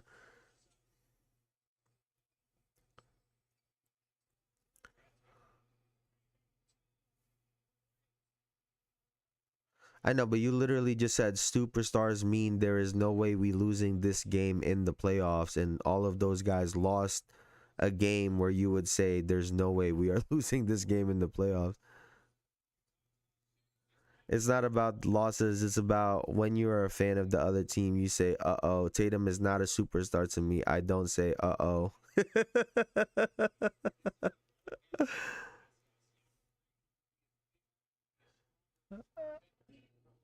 Oh no, man. I think Tatum is. I personally think Tatum is a superstar. I think right now, currently speaking, and it's not because of any one quality when it comes to Tatum. I think it's because of a whole lot of things, including the amount of hate that he gets. I think if he wasn't jack shit, he wouldn't get that type of hate.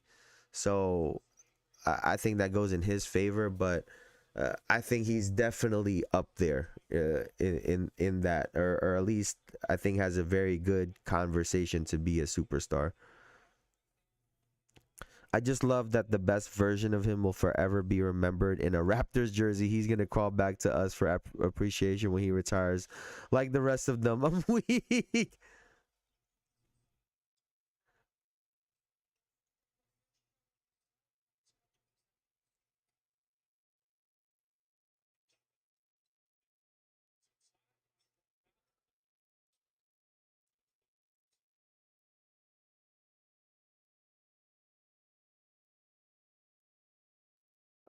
I did not say you will not lose. I say you fight not to lose. It literally says it in the chat, though.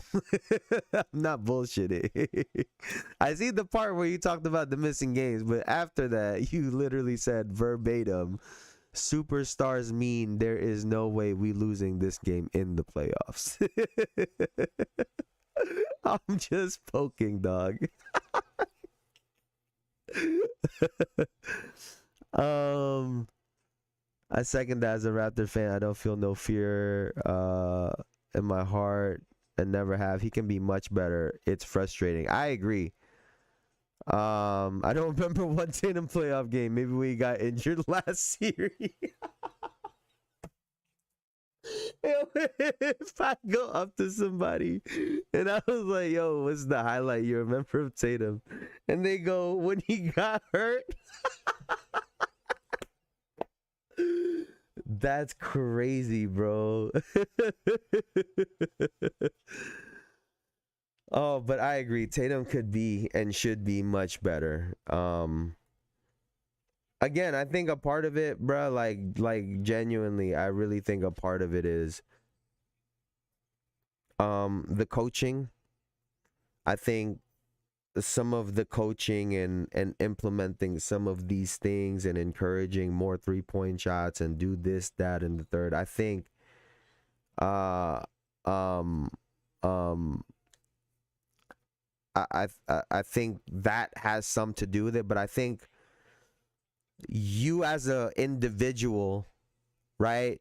You as an individual, like Shea, like others, will say, I hear you, but I'm gonna shoot my shot, and you will have to adjust accordingly as a coach, because this is what I do well and this is where I'm efficient. Forcing mid-range shots, posting up, and all of those things that the analytics guys, would say not to do, right? I think it's a little bit of both. I think it's a little bit of both.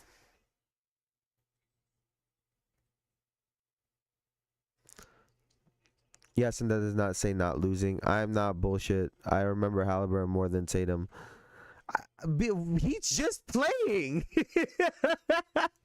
Like, of course you remember more Halliburton than Tatum, because he's been playing for the last 2 weeks. Like of course. Like, what?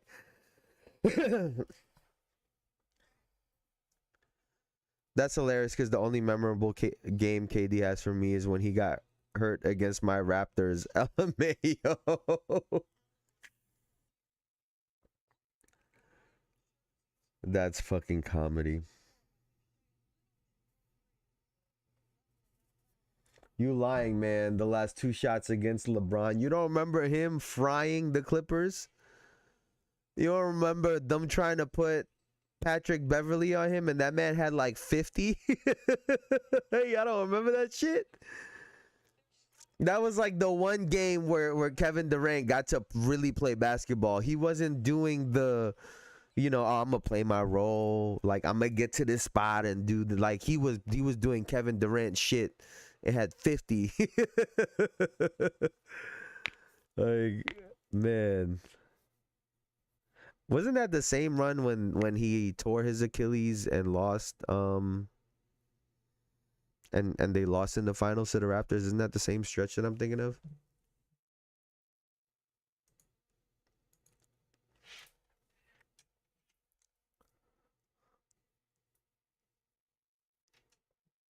Let's see.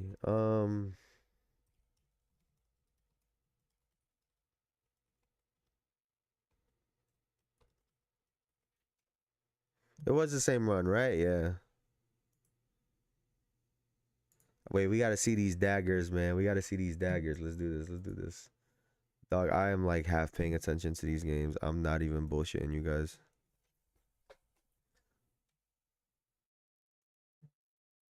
Okay, You they got don't this see. shit. They got this shit. That They make don't all need the us. difference. Get at the fall, rebound Durant. Incredible opportunity. Durant for 3. Splash. It's good. Kevin Durant from downtown. Dog, this and guy Golden is State takes the nasty. lead. This guy is so nasty. And they should get it. Corner from Durant. That's bad basketball right there. This guy is Kevin fucking Durant, nasty, though, so man. gifted, comes down and just pulls up Jesus. and knocks it in. But at the other Where the end, fuck is Elijah? they had to get the 2 for 1. He shot this and on then your boy, they had Elijah. to foul the moment it hit Draymond. I like Durant. He says, I don't need a screen. Let me play Doing it in the one-on-one same against spot LeBron. is some diabolical shit, though. Now Hood picks him up on the switch. Shot clock at 5. Why would you just concede Kevin that Durant switch way so outside. easily? Oh my God. Kevin Durant from downtown. Why would you just concede that switch so easily, bruh? Okay, I'm like, I remember this. He's stupid for playing. That's what I was having when he got hurt. He got exactly what he wanted, an excuse. Man, I've heard that the team was putting pressure on him to play them games too. And wanting to be the team guy, not wanting to be that guy, like, oh, you're a pussy, you soft, you this, you that. He's like, all right, I feel good, I can play that. At least that's what I heard. That's what the word on the street was, that the team was pushing him to play. right? And so what happened happened. What happened happened.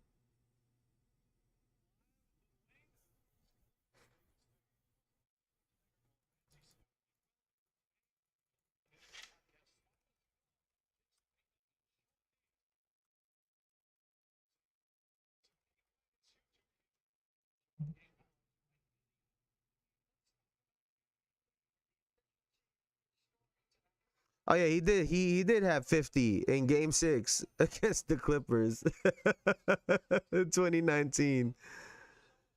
Like yo, that man was going fucking nuts, bro. And then they had Lou. That was the same post game when when they was asking reporters was asking Lou Williams and Patrick Beverly, and Lou Williams goes, "I promise we tried."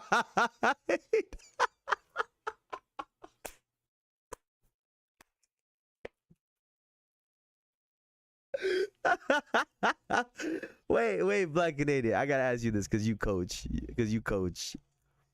Like, you ever have a kid like maybe they don't say nothing, but you could tell by the way they're like reacting or the way they look, and because you've played, you know this, but like when you looking at them like I'm trying, I can't do shit.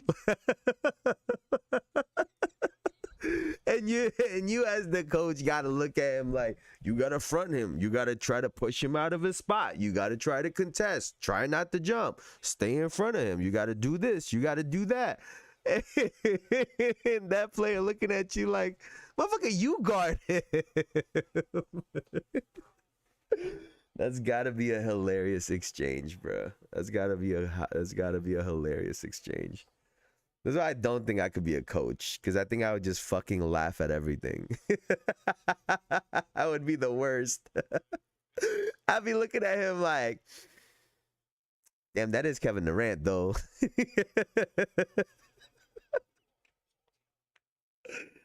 Tatum, I remember choking in the NBA Finals. The game is so boring, we talk about something else. I guess the NBA wants a long series. Bro, it's a 20-point game.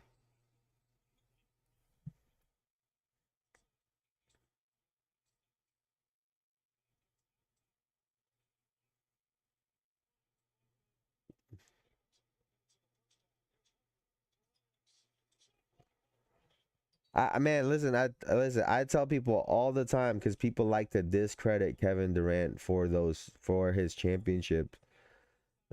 I really believe that the Warriors were not beating LeBron James in the NBA Finals. I'm so sorry.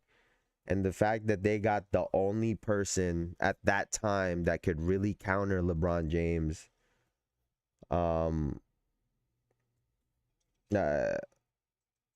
yeah, I mean, it was like it just wasn't fair. like to keep it simple, it just was not fair.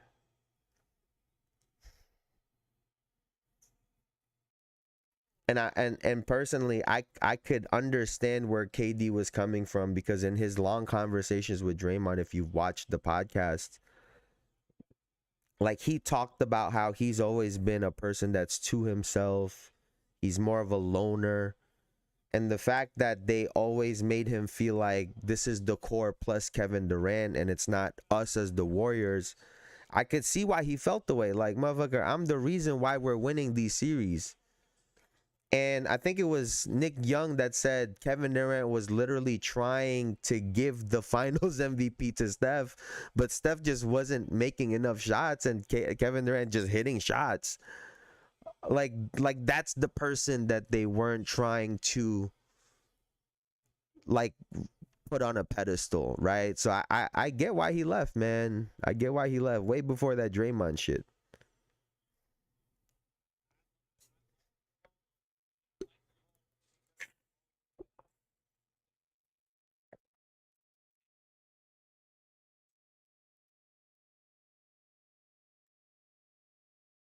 Nah, he's sensitive. He wanted adulation. But Bruce, everybody does, though.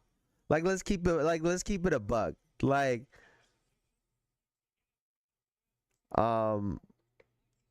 Like let's keep it a buck. Like everybody do. Like they're playing in a sport that's watched by millions of people and get paid millions of dollars to do it.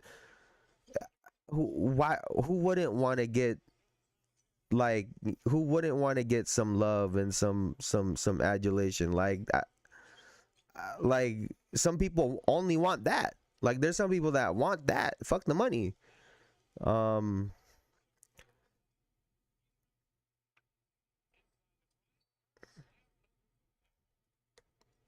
That was Neon's chance to prove he's the GOAT. Who's Neon? Who the fuck did I miss who somebody is? KD was being respected. I'm keeping it a buck. KD was getting love.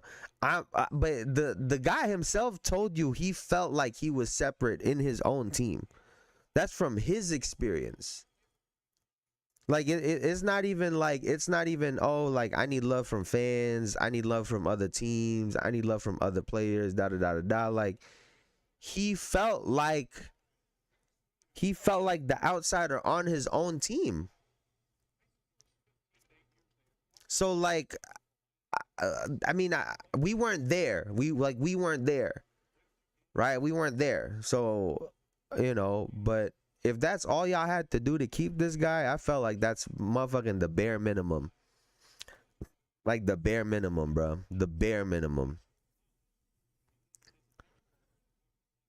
Draymond is insane and he listened to his bullshit. Bron autocorrect. I mean, a team that disconnected had Bron in a Genjutsu. Hey, I love the Naruto reference, bro. I love the Naruto reference. Just the other day, I was watching the War arc again from Shippuden. Just the other day. He felt disrespected in OKC, Golden State, Brooklyn, and soon Phoenix. I mean, OKC, the Russ situation. I mean, that was that situation.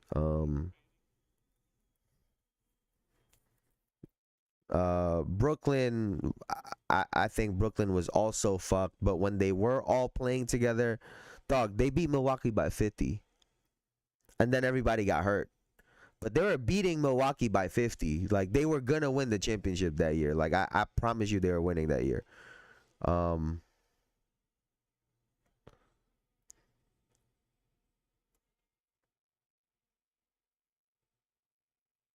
91-74 is going exactly how we thought it would.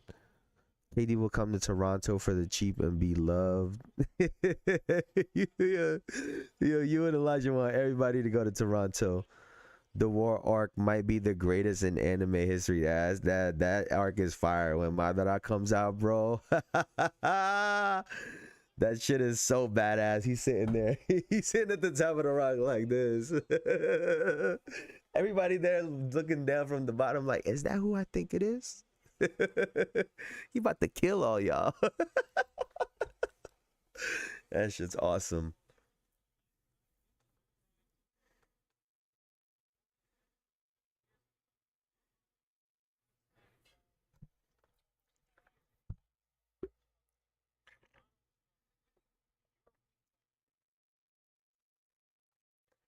All right, what the fuck does Indiana got to do to close this game out? I mean, they'll probably try to fight to like the 8 minutes mark, to like maybe the 8 minute mark, and then probably chalk this game up. So we'll see what they do. Man just ran straight, killed dudes with aura alone. There was one guy, I remember. There was one random dude that actually like threw hands with him for like 2 seconds. It was wild. That man's got to be the GOAT. Everyone else just dropped. But that man threw like 2 punches. 2 more than everybody else, though. KD not winning a chip in Toronto. Your team is trash.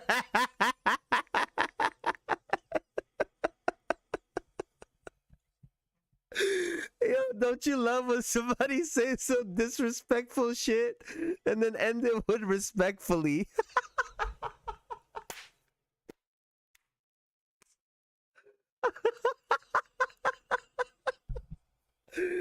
Oh my god.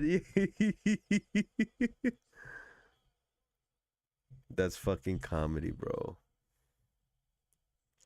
Now we're gonna be nice next year. We haven't seen Ingram yet, and we were riddled with injuries and still won 35. And we getting someone this offseason. Who y'all getting?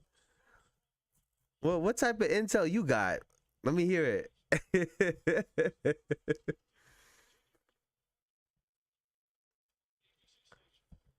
And then Giannis. Ooh!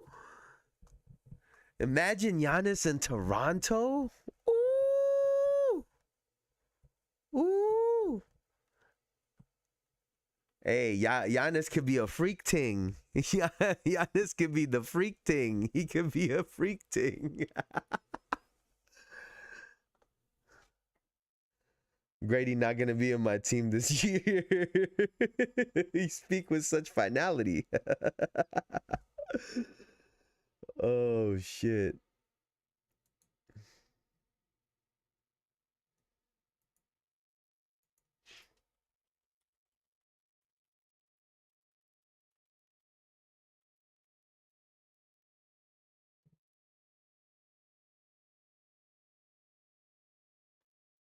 Oh, we going after a star this offseason. We literally will get Giannis if he becomes available. Messiah is his stepfather. Are you dead ass? Giannis has more chance to play for the Knicks than the Raptors. If we don't get Giannis, KD, and Trey Young, our other names. All right, that's cool. Y'all want to look at you want to look at Angel Reese practicing her layups though? Yo, I want to know who is training her, dog. I gotta know, bruh. Like, I really gotta know who's training her because the fuck is going on, man? Wait, is this the right one?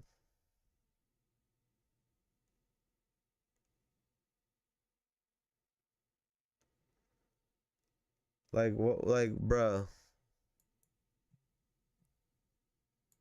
Like, yo, what is this, dog? What are they teaching her? Yo, what are they teaching her?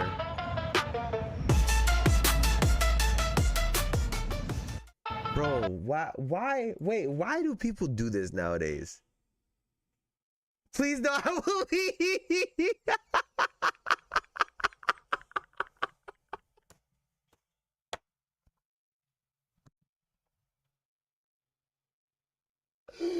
Wait, but no funny shit, bro. She not the only one that has this problems. There are NBA players that do this shit too, and I hate it.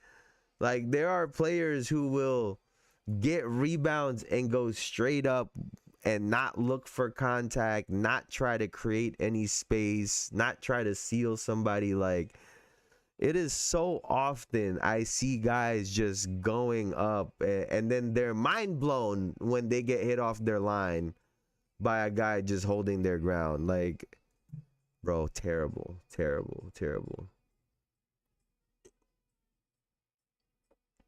The Knicks literally can't make the trade because of their salary. Don't get confused by the U.S. propaganda. Listen, man.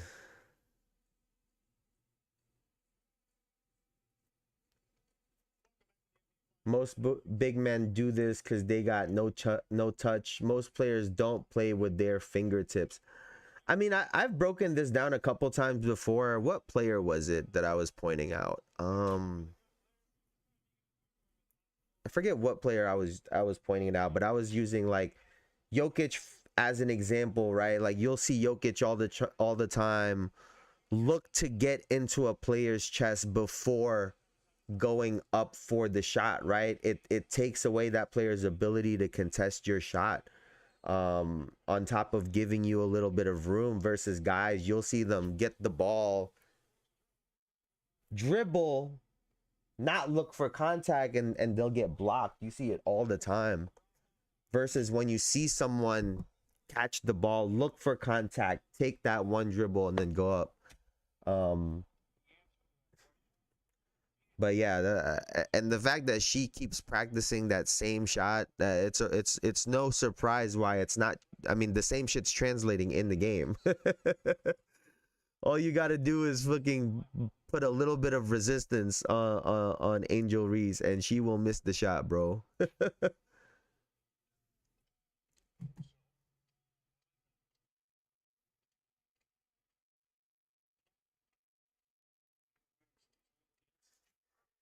All right, man.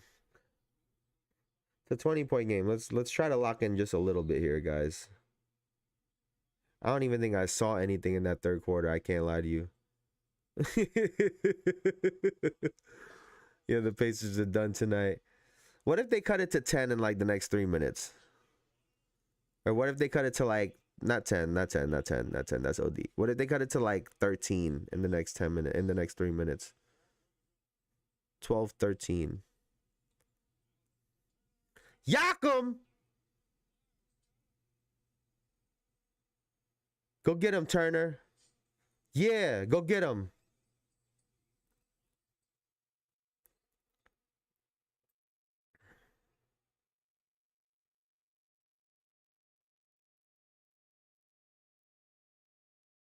Oh. Like, why are we taking that three? Why are we taking another one? I mean, I guess he hit it. I guess, yo, that's just a pet peeve that I have when you see guys just take the same three back to back in a row like that. Like, you just missed one. Someone else gets the offensive rebound. It's not like you got the offensive rebound, shoot a three, and then you shoot another one. Like, bro, there is something about that just like really irks me. Because I guess before, like, only certain players were given that type of green light, right? Like, you got to be fucking Ray Allen, like Kyle Korver, to be able to miss a three, have someone else fight to get an offensive rebound, kick it out to your ass who's just been standing there, and you take the three again, right? Like, you got to be like one of those guys, JJ Redick. Like, it wasn't, everyone couldn't just keep shooting those shots, but hey, man, it's a different NBA. Good pass. And one. And of course, they don't count it.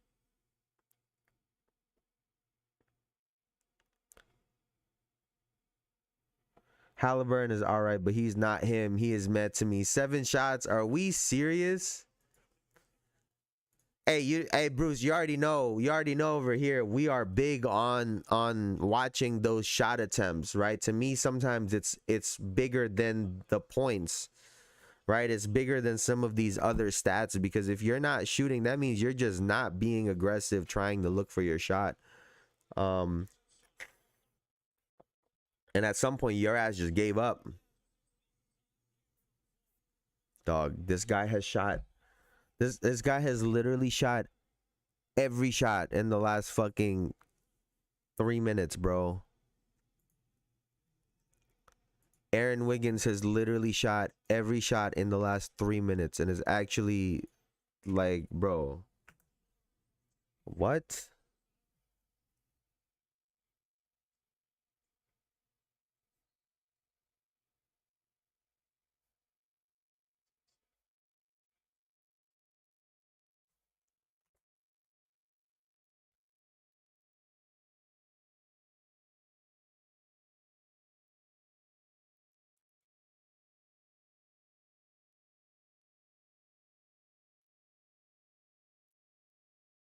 He losing them the game. Who we talking about?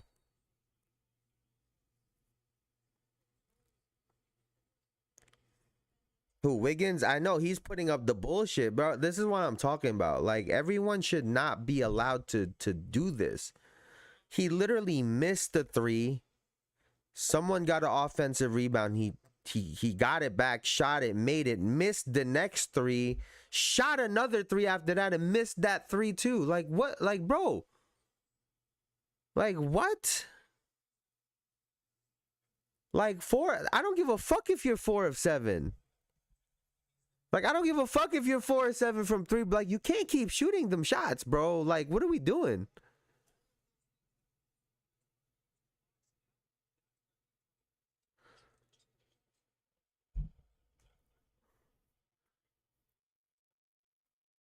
So when the team is down this much, Halliburton try the runner, fake Andrew Wiggins. Why didn't he do that before? Like, they're letting these guys hang around, man. They're letting them hang around. Like a little 7-0 run. This shit gets fucking spooky, man. Good shot, J-Dub.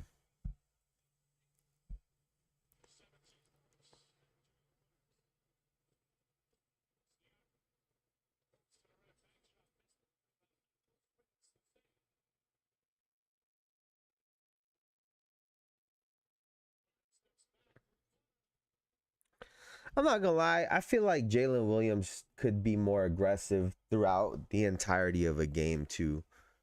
Like, I know I spoke about wanting Chet to be the second option, but if you're Jalen Williams and you are the second option guy, like, you are the second primary ball handler, essentially. And I feel like the same way Shea is consistently trying to touch the paint, he needs to be doing the same thing. Because now it opens up gaps for everyone, including Shea. Because when Jalen Williams is attacking the basket, he's very good. He's a very good basketball player. He's got a good midi. He just not like that all the time. All of a sudden, how do you want to play basketball? Facts. Empty calories points by Halliburton. He's like, I gotta get over 10. Where's he at right now? Oh, he's at 11 now. He's like, yeah, we got to get over this. He's like, yeah. We got to get over that. We got to get in double digits at least.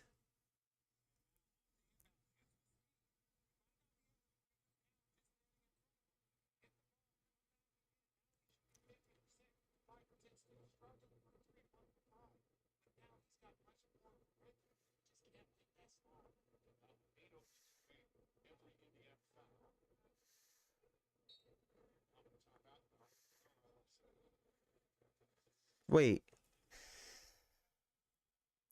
Halliburton is 5 of 10 from the field, right? 1 of 5 from 3, right?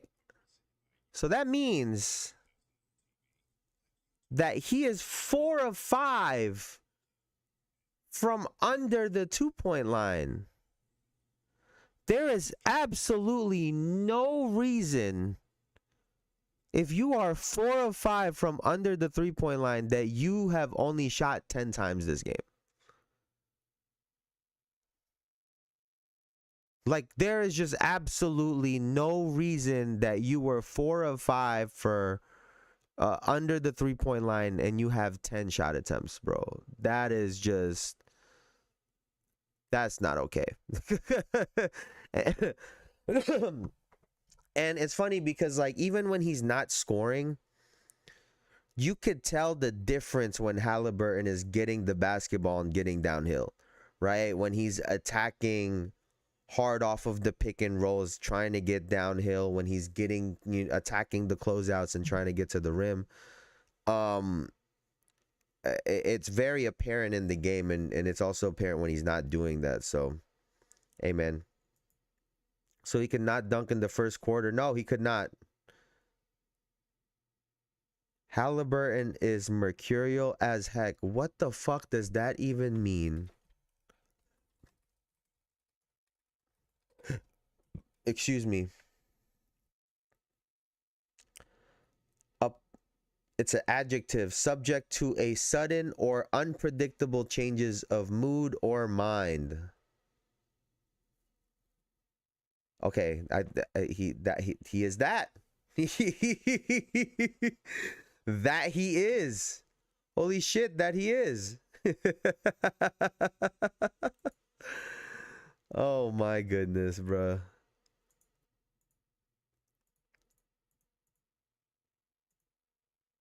I promise we tried. That's crazy. That's a crazy thing to say.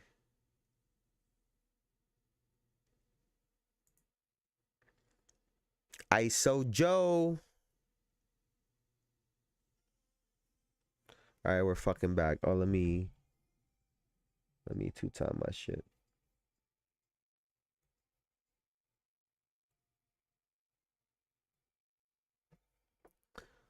What is this?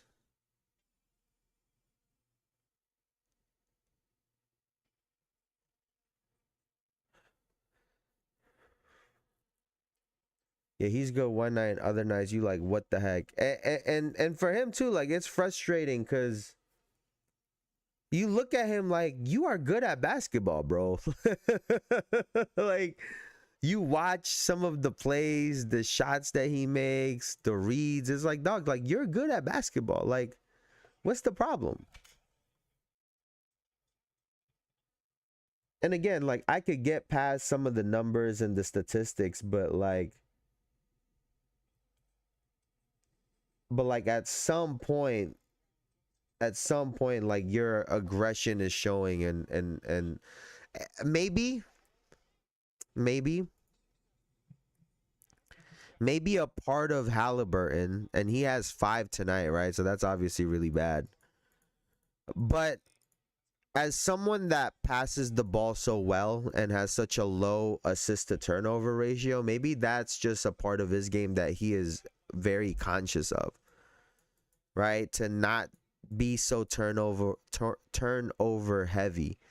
And when he feels like he's not in an advantage, maybe he'd rather just, play kind of decoy, right? Let somebody else kind of take the lead, instead of hurting the team with turnovers and whatnot. But it's got to come with it. You're the point guard, bro. You're gonna have some really bad turnover games. It's a part of the game.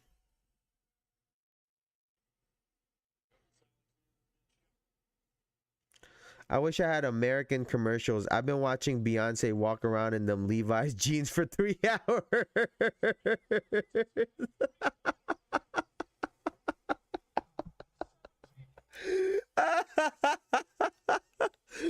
Yo, that's tough. You don't get the nah, I don't know if you want the American commercials, bro. I don't know if you want the American commercials. Because our American commercials are like, oh, like, you have headaches? Take this medicine, but the side effects are you want to commit suicide. And I'm sitting there like, wait a second. I have a headache. I don't want to all of a sudden, like, bruh.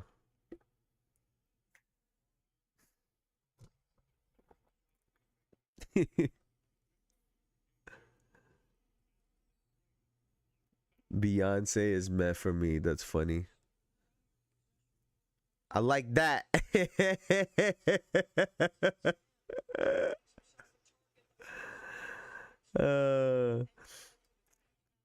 Yo, we were I want to learn about what them junkies is doing. Yo, no funny shit. We were hanging out.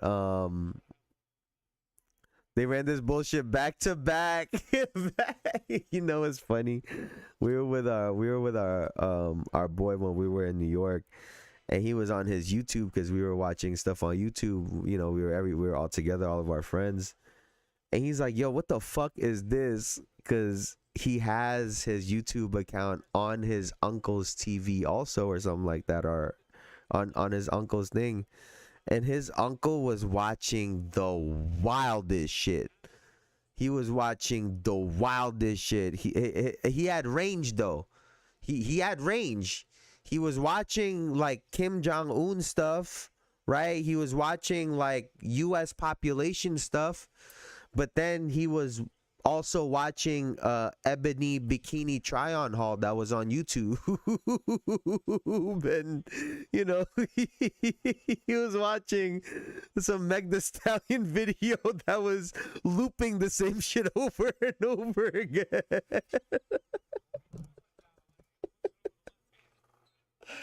Yo, just getting his shit off. Oh my god, that was funny, man. That was funny. I thought my friend was lying. I thought my boy was lying. Right?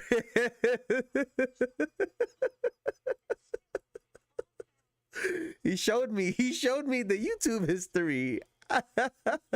He showed it to me.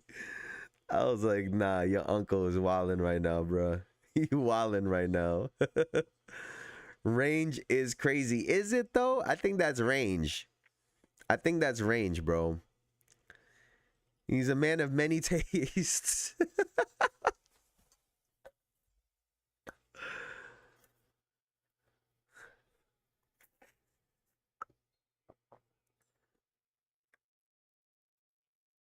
They gotta stop meeting Shea high on these pick and rolls, bro. Every time the big is at the level of the pick and roll, he's been splitting it, and they've either been fouling it or he's getting to the rim.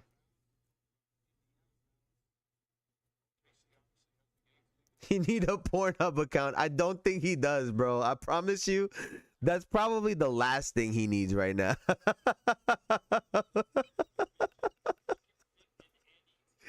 Yeah, that motherfucker going crazy.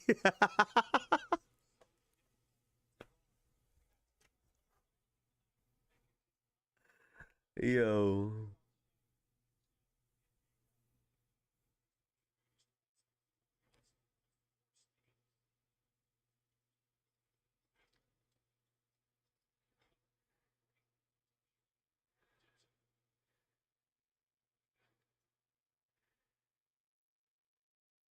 He's shooting the bullshit right now, bro. This guy is actually shooting the bullshit.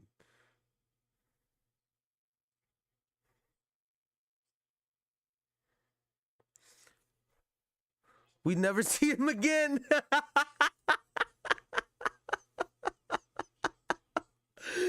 Yo.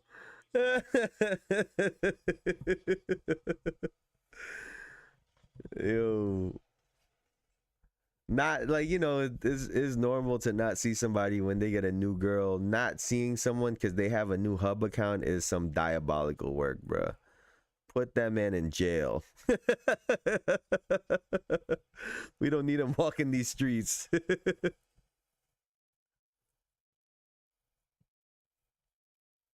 Toppin only has 3 points. He was bombing all those threes last game.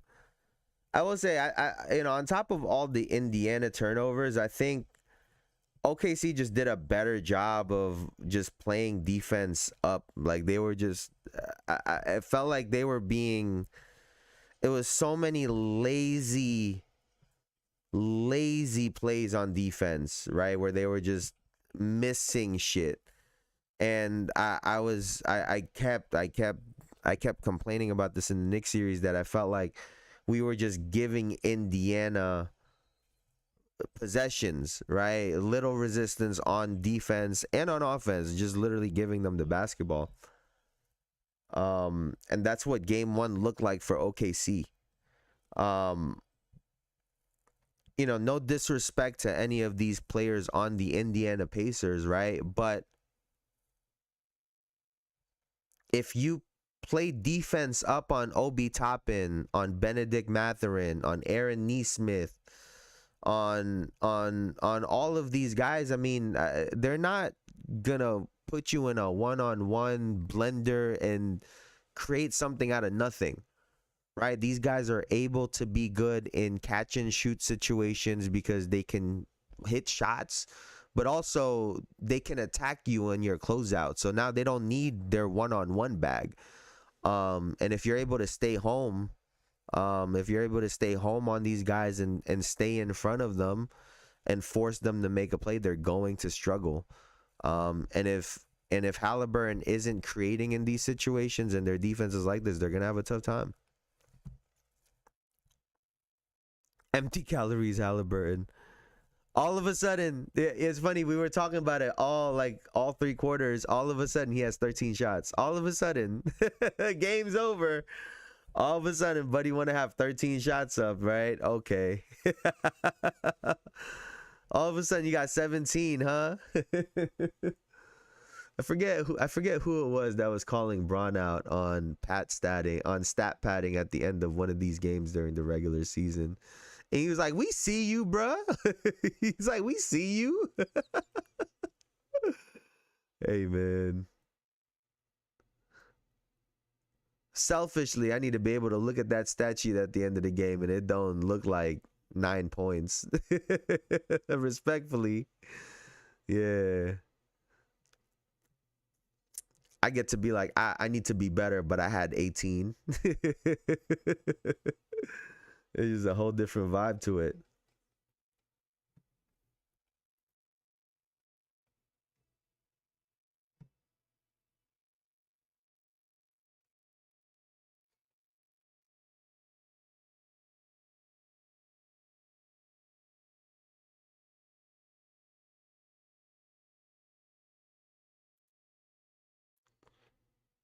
Come on, guys. Let's get this fucking game going, man. Come on.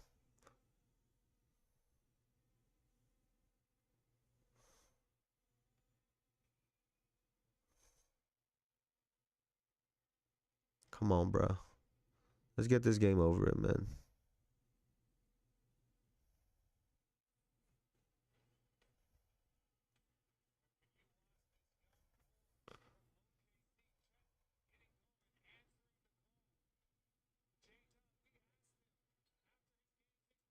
What? That's cap.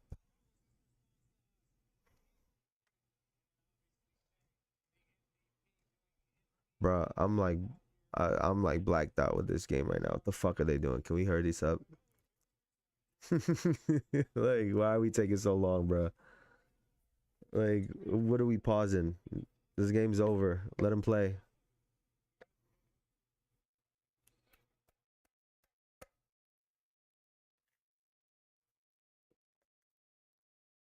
Okay. Bro, you let him get all the way to the rim after a timeout for an end one. And you just put that? The fuck is this kid doing in there? That was not a foul, bro.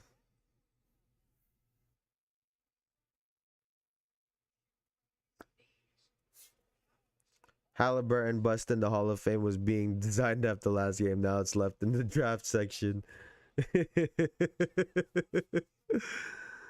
Yo. Like, quietly, like, what is Shea been averaging all playoffs long? Like, this motherfucker got 34 again. Like, bro, what? This dude is averaging 30 for the playoffs too. Jesus Christ, bro. 47.1% shooting. In a more physical, tighter game, his percentage has only dropped 3%. That's tough.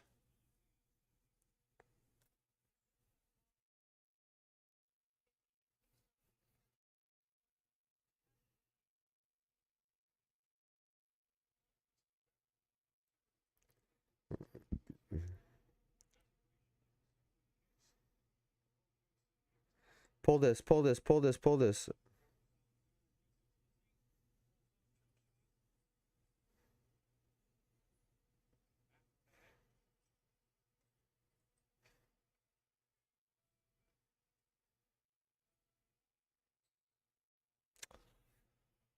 Bro, why are you fouling him?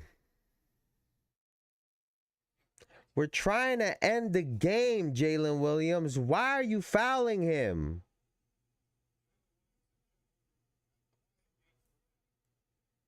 Like, bruh. Wait, he's 11 of 12 from the free throw line. Atta boy, Shea. You do what you're supposed to do.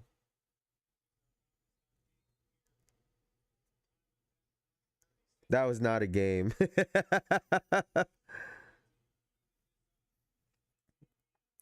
Hey, Bruce, OKC needed this. OKC needed this. Because if it was anything, I genuinely, I think if it looked like anything other than how it looked tonight, they would be in serious trouble for this series. I think you throw away their chances of winning the game if this game was even close. Even if they win this game, but it's close, I would expect them to get a fucking bazooka in game 3 and get ran at in game 4 also. Like, this series I think would have been over if they lost tonight. 3 in a row at home. No, it's two at home and then it's 1-1-1. They changed the format for the finals? I don't think so. It's 2-2-1-1-1.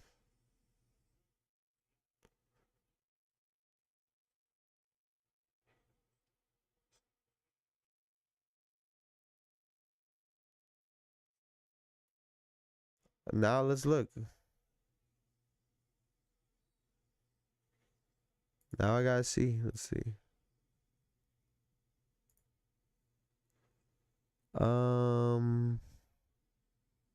Yeah, it's 2 at OKC, 2 at Indiana, then at OKC, Indiana, and then OKC. Yep. Yeah, it used to be. Honestly, you know what they have to do? They should switch round ones to 5-game series again, personally. I think they need to switch round ones to 5-game series, because if you are especially now with the cup games, like especially if you don't even have a record to be in the playoffs, like you're a 10 seed, you don't deserve 7 games. You don't deserve 7 games to try to beat me. You got to beat me in 5. What the fuck? I think that also just make it really exciting, right? The bottom team, the lower seeded team, you win that first game in a 5-game series, you got to be feeling hyped, right? So I think a 5-game series in round 1 would fucking go crazy.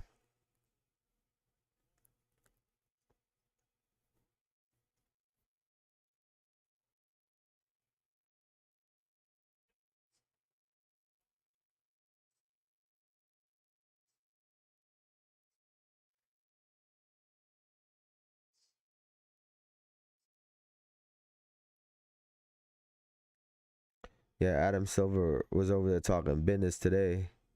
There was no game to watch.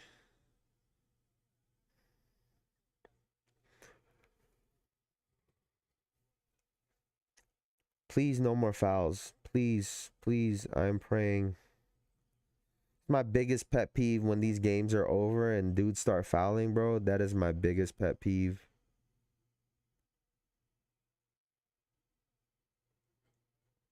Like, now you want to play hard defense.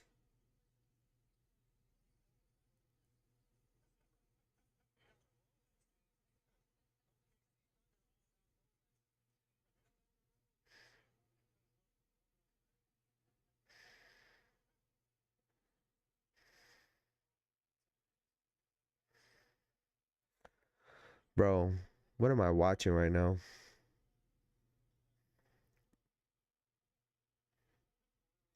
Like, look, Indiana's fucking trapping and shit now. Like, what the fuck? Stop trapping.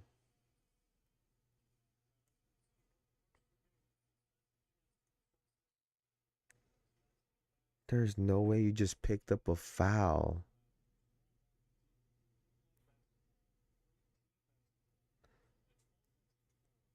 Diddy, Yana, Pacers. You really fuck with Diddy, huh? You really like, that's your boy. What's good, Elijah? Like, you like, that's the homie? That's the homie, bro?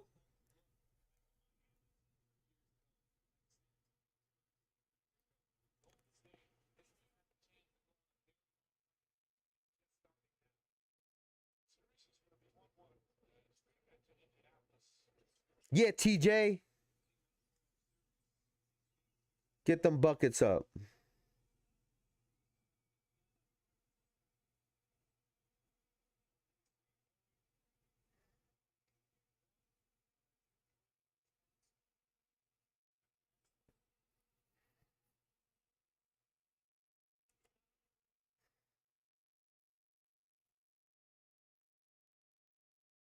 Did he really just say that, chat? No, you said that. Anytime he gets brought up in here, it's all you, Mr. Elijah. It's all you, bruh. It's all you. I don't know if like you're like baby oil or I don't know what it is. I don't know what it is, bro. I don't know if you like what's that song?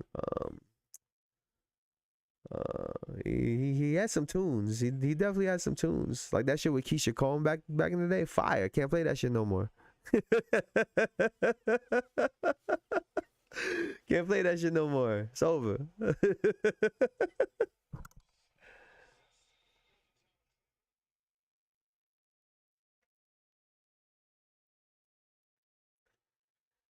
Yeah, y'all got fucking spanked. These allegations, yeah, it's not. It's right there. It be right there. There's proof. There's proof. We can go episode per episode and find them.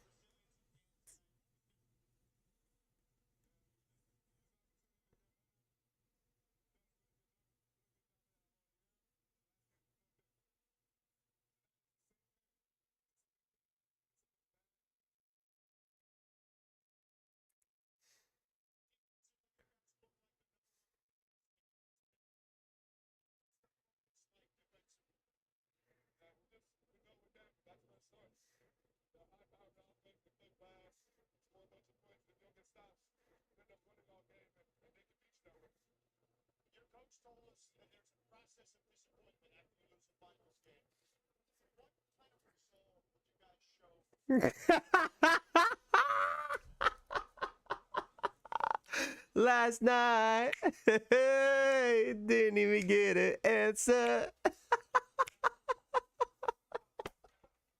I tried to call.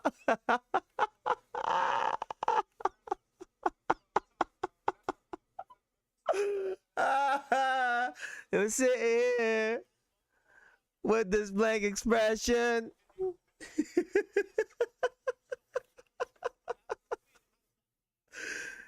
And then Keisha come in, and then when Keisha come in, when Keisha come in, talk about, if I told you once, I told you twice. I was like, oh, she about to get in her bag. She about to get in her bag. And then she says, you can see it in my eyes. I was like, oh shit, she hit all the lines. And then it was a wrap. She started going crazy. Al, Jason wants to make a Diddy compilation. Told y'all it wasn't me. Bro, what are we even talking about? What are we even talking about? Man, that song is a fucking anthem. I cannot listen to it the same with Ignition Arena, but I try at least once in a while.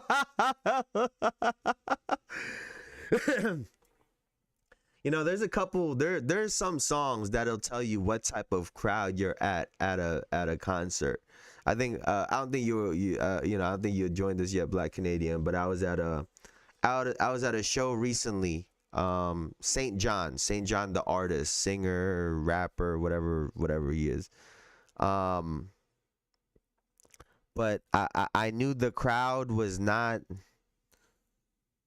the type of crowd that I'm usually around when they played International Players Anthem. And I promise you, there was 2 other motherfuckers in there that knew the song with me. Everybody else looked lost as fuck, deer in the headlights. Said, yo, what the they're like, what's going on right now? I don't know what the song is. I was like, oh no. I said, oh no. Oh man, tell you something sometimes. Damn, he on the Rico. He a Knicks fan too. Russ out the league. Wait, he just said he would play again. I'd leave, I swear to God. Yo. I'm instantly out of place. Nah, Black Canadian. I promise you, I knew shit got spooky, bro. I knew shit got spooky because we were behind. We were behind this. It was a girl. It was a white girl, a white dude, and a black dude, right? It's the 3 of them together. I assumed that the white girl was with the white dude. And then all I'm seeing, and mind you, I think St. John, his first album, I think is super fire. Collection 1, I think is super fire. Y'all should go listen to it. But I knew it wasn't my type of show, bro. When she was in when the music started, bro, and she's going like this in the background. She going like this. She was like, yeah, dude. I was like, oh, nah, this is not my type of vibe. And then meanwhile, the dude that I thought she was here with, he kept grabbing the black dude by the neck, and like, it just looked like some freaky shit was going on. I didn't know what was happening. So that was the type of show that we ended up in. It looked like a cult was happening. It was interesting. It was definitely an interesting show. But shows are fun. Shows are a lot of fun to go to. So what the fuck?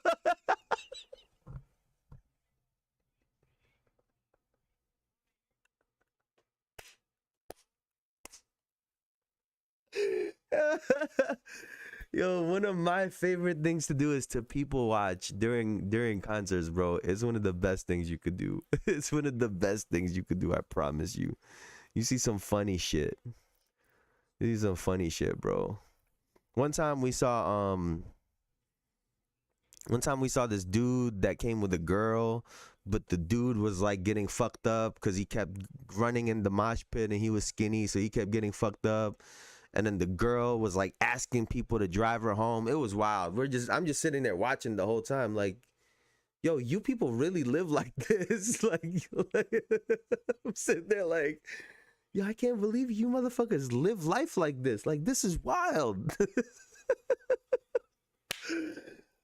Oh my god. Yo, this game was a fucking snooze, man. This game was some fucking snooze. We didn't talk shit about the game. Alright, man. Alright, well, I had mad fun kicking it with y'all. Y'all were a vibe. Y'all were a blast, man. Thank you so much again for hanging out with me. Before I get out of here, please like, comment, and subscribe if you like the 2 minutes of the game breakdown that we did, plus the story time that we did the rest of the time, and just bullshit. And if you like that, man, please leave a like. Thank you, bro. Thank you, Bruce. Thank you, Black Canadian, as always, for coming and hanging out. Elijah, thank you so much for coming and kicking it again. I appreciate y'all so much. I'll be back tomorrow. Tomorrow's already Monday, so I'll be back tomorrow. We'll talk again some more tomorrow, man. I'll see y'all later. Y'all have a great rest of y'all Sunday, man. Take it easy. You have a great night. Don't do anything that I wouldn't do. Before you do it, ask yourself, what would Jesus do? But y'all could have been anywhere on the internet, man. But y'all were here with me, and I appreciate that so much. Thank you. I'll see y'all later, man. Y'all have a good